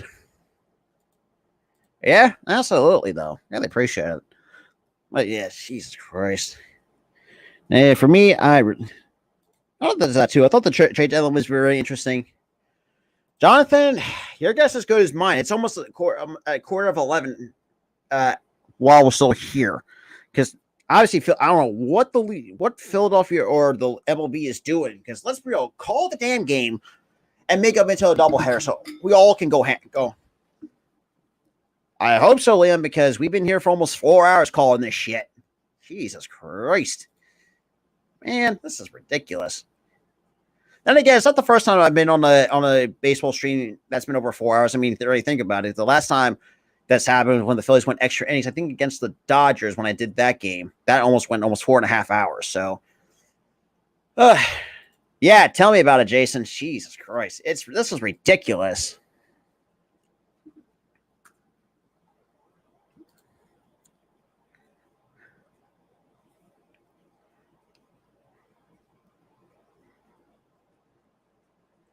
Oh, jeez.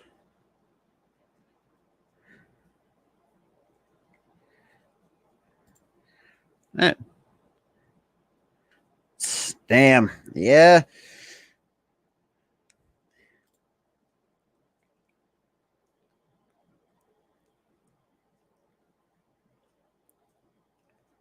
Oh, boy.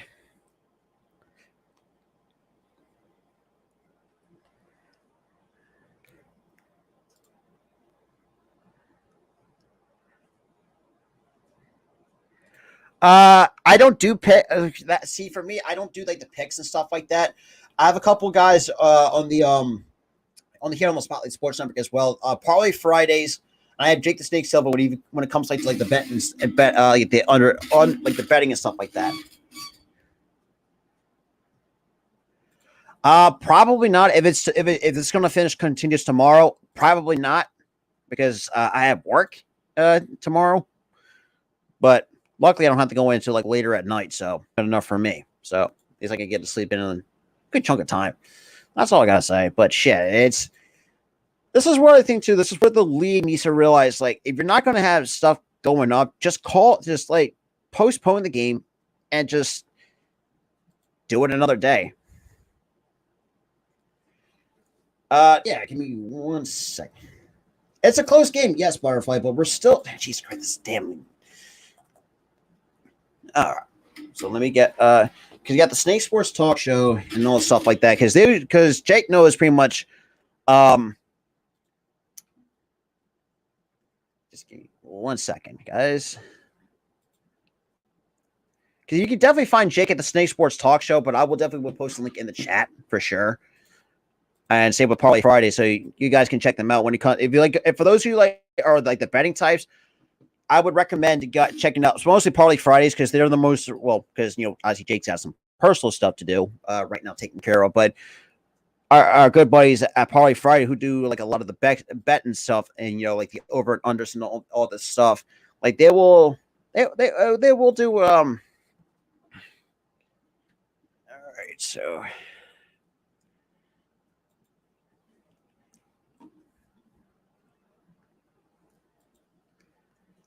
but yeah, but I appreciate the 22 that's it's in here though. Let me just get something going. Bam, bam.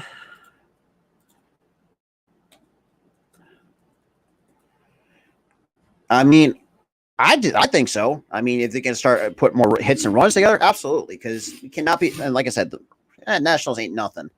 So,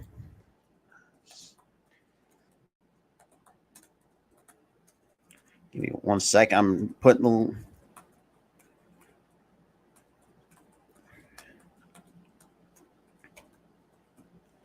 Right now, geez, right now. I've not seen anything. We're still going through like, yeah.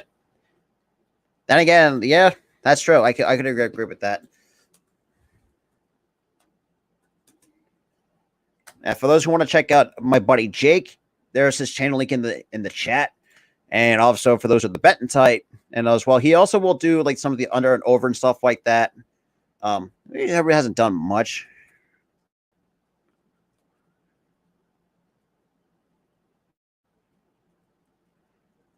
Damn. Give me once. God damn. Disgusting.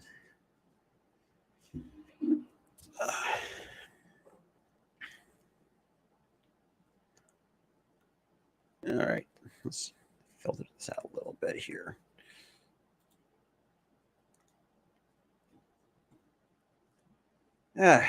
Still nothing. Right now, still nothing.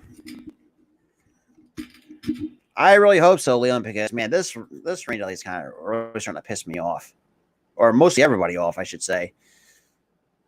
Because right now, it's like I said, still in the weather delay. Yeah.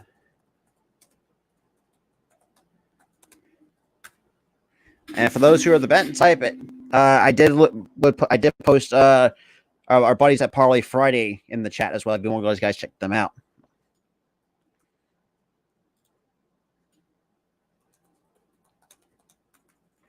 Because right now they're showing like the Wall of Fame ceremony and all this stuff and stuff like that, but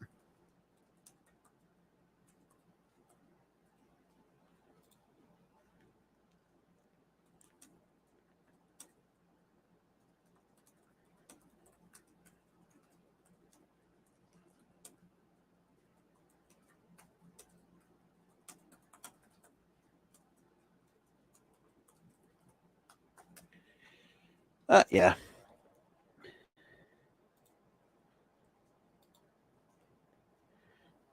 I don't know when the game's going to resume because right now, because they're still when it comes to like the weather delay, especially here, like in the Delaware Valley, which we have to constantly deal with every summer.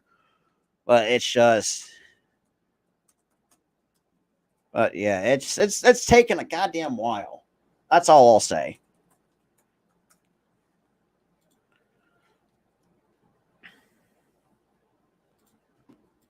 But yeah, so like I said, didn't. Oh, wait a second. Here at Citizens Bank Park, Odette Baker announced that the game was final. Yes, she knows the rules. Phillies win it by a final score. Well, Phillies won it. Well, that worked. Wow. Well, that works. So, other than that, like they said, the score is final. We win it. We win it in 5. So I'll take that. So Phillies fans, thank God for this shit. So, yep. So we won it by the technicality. I mean, know about honestly with the rainout rule. Absolutely. Get those W's in the chat. I greatly appreciate that. But yeah, other than that, I mean, I greatly appreciate everybody from tuning in tonight. yeah, like I said, I do apologize with the rain delay and all this shit. Like I said, but I appreciate some new people coming in as well. But with that being said, let me get this off the screen. Let's stop share it. Give me 1 second. I'm still working with two computers here. Oh, let's get to some comments. Yeah. No, you're good, Butterfly. For I'm allowing that. Absolutely. Yeah. I mean, for those who are, yeah, they did call it. It's final in 5, which is crazy in itself. But we did obviously that's 1 win down. We got 3 more to go going into tomorrow. But like I said, I mean, I appreciate some new people coming in. If you guys are new, definitely smash that like button. Also, hit that subscribe when you guys are new. We on the road to 1K right now. We just got to get through to 700. Well, right now 650 is probably is. Well, if the Phillies win, I will allow that. But when it comes to these like other like spam and like bots and stuff like that, that's different. Butterfly. Because right now, like that's what I'll there's sometimes like because I've seen other content creators will do that, pretty much that. So yeah, absolutely. With the W's, because let's be real, the fact that the Phillies winning in 5, absolutely. But like I said, with that being said, the Phillies win by a final score 4-5 in 5 innings. And yeah, so that's 1 win down. We got 3 more to go. And the Phillies can definitely sweep the Nationals. I mean, I'm fine because we definitely got to make some. We still got to make some ground here. We definitely do. And it's gonna be crazy enough to where it's gonna. I think it might come down to probably like the last part of the season to really because obviously absolutely I appreciate it though because we really think about it because Mother Nature really kind of really put a damper on things a little bit. But with that being said, I hope everybody enjoy. Thank you for those who stopped by as well for another excellent at least a decent play-by-play of the Phillies and Nationals. Unfortunately, got rained out because of it.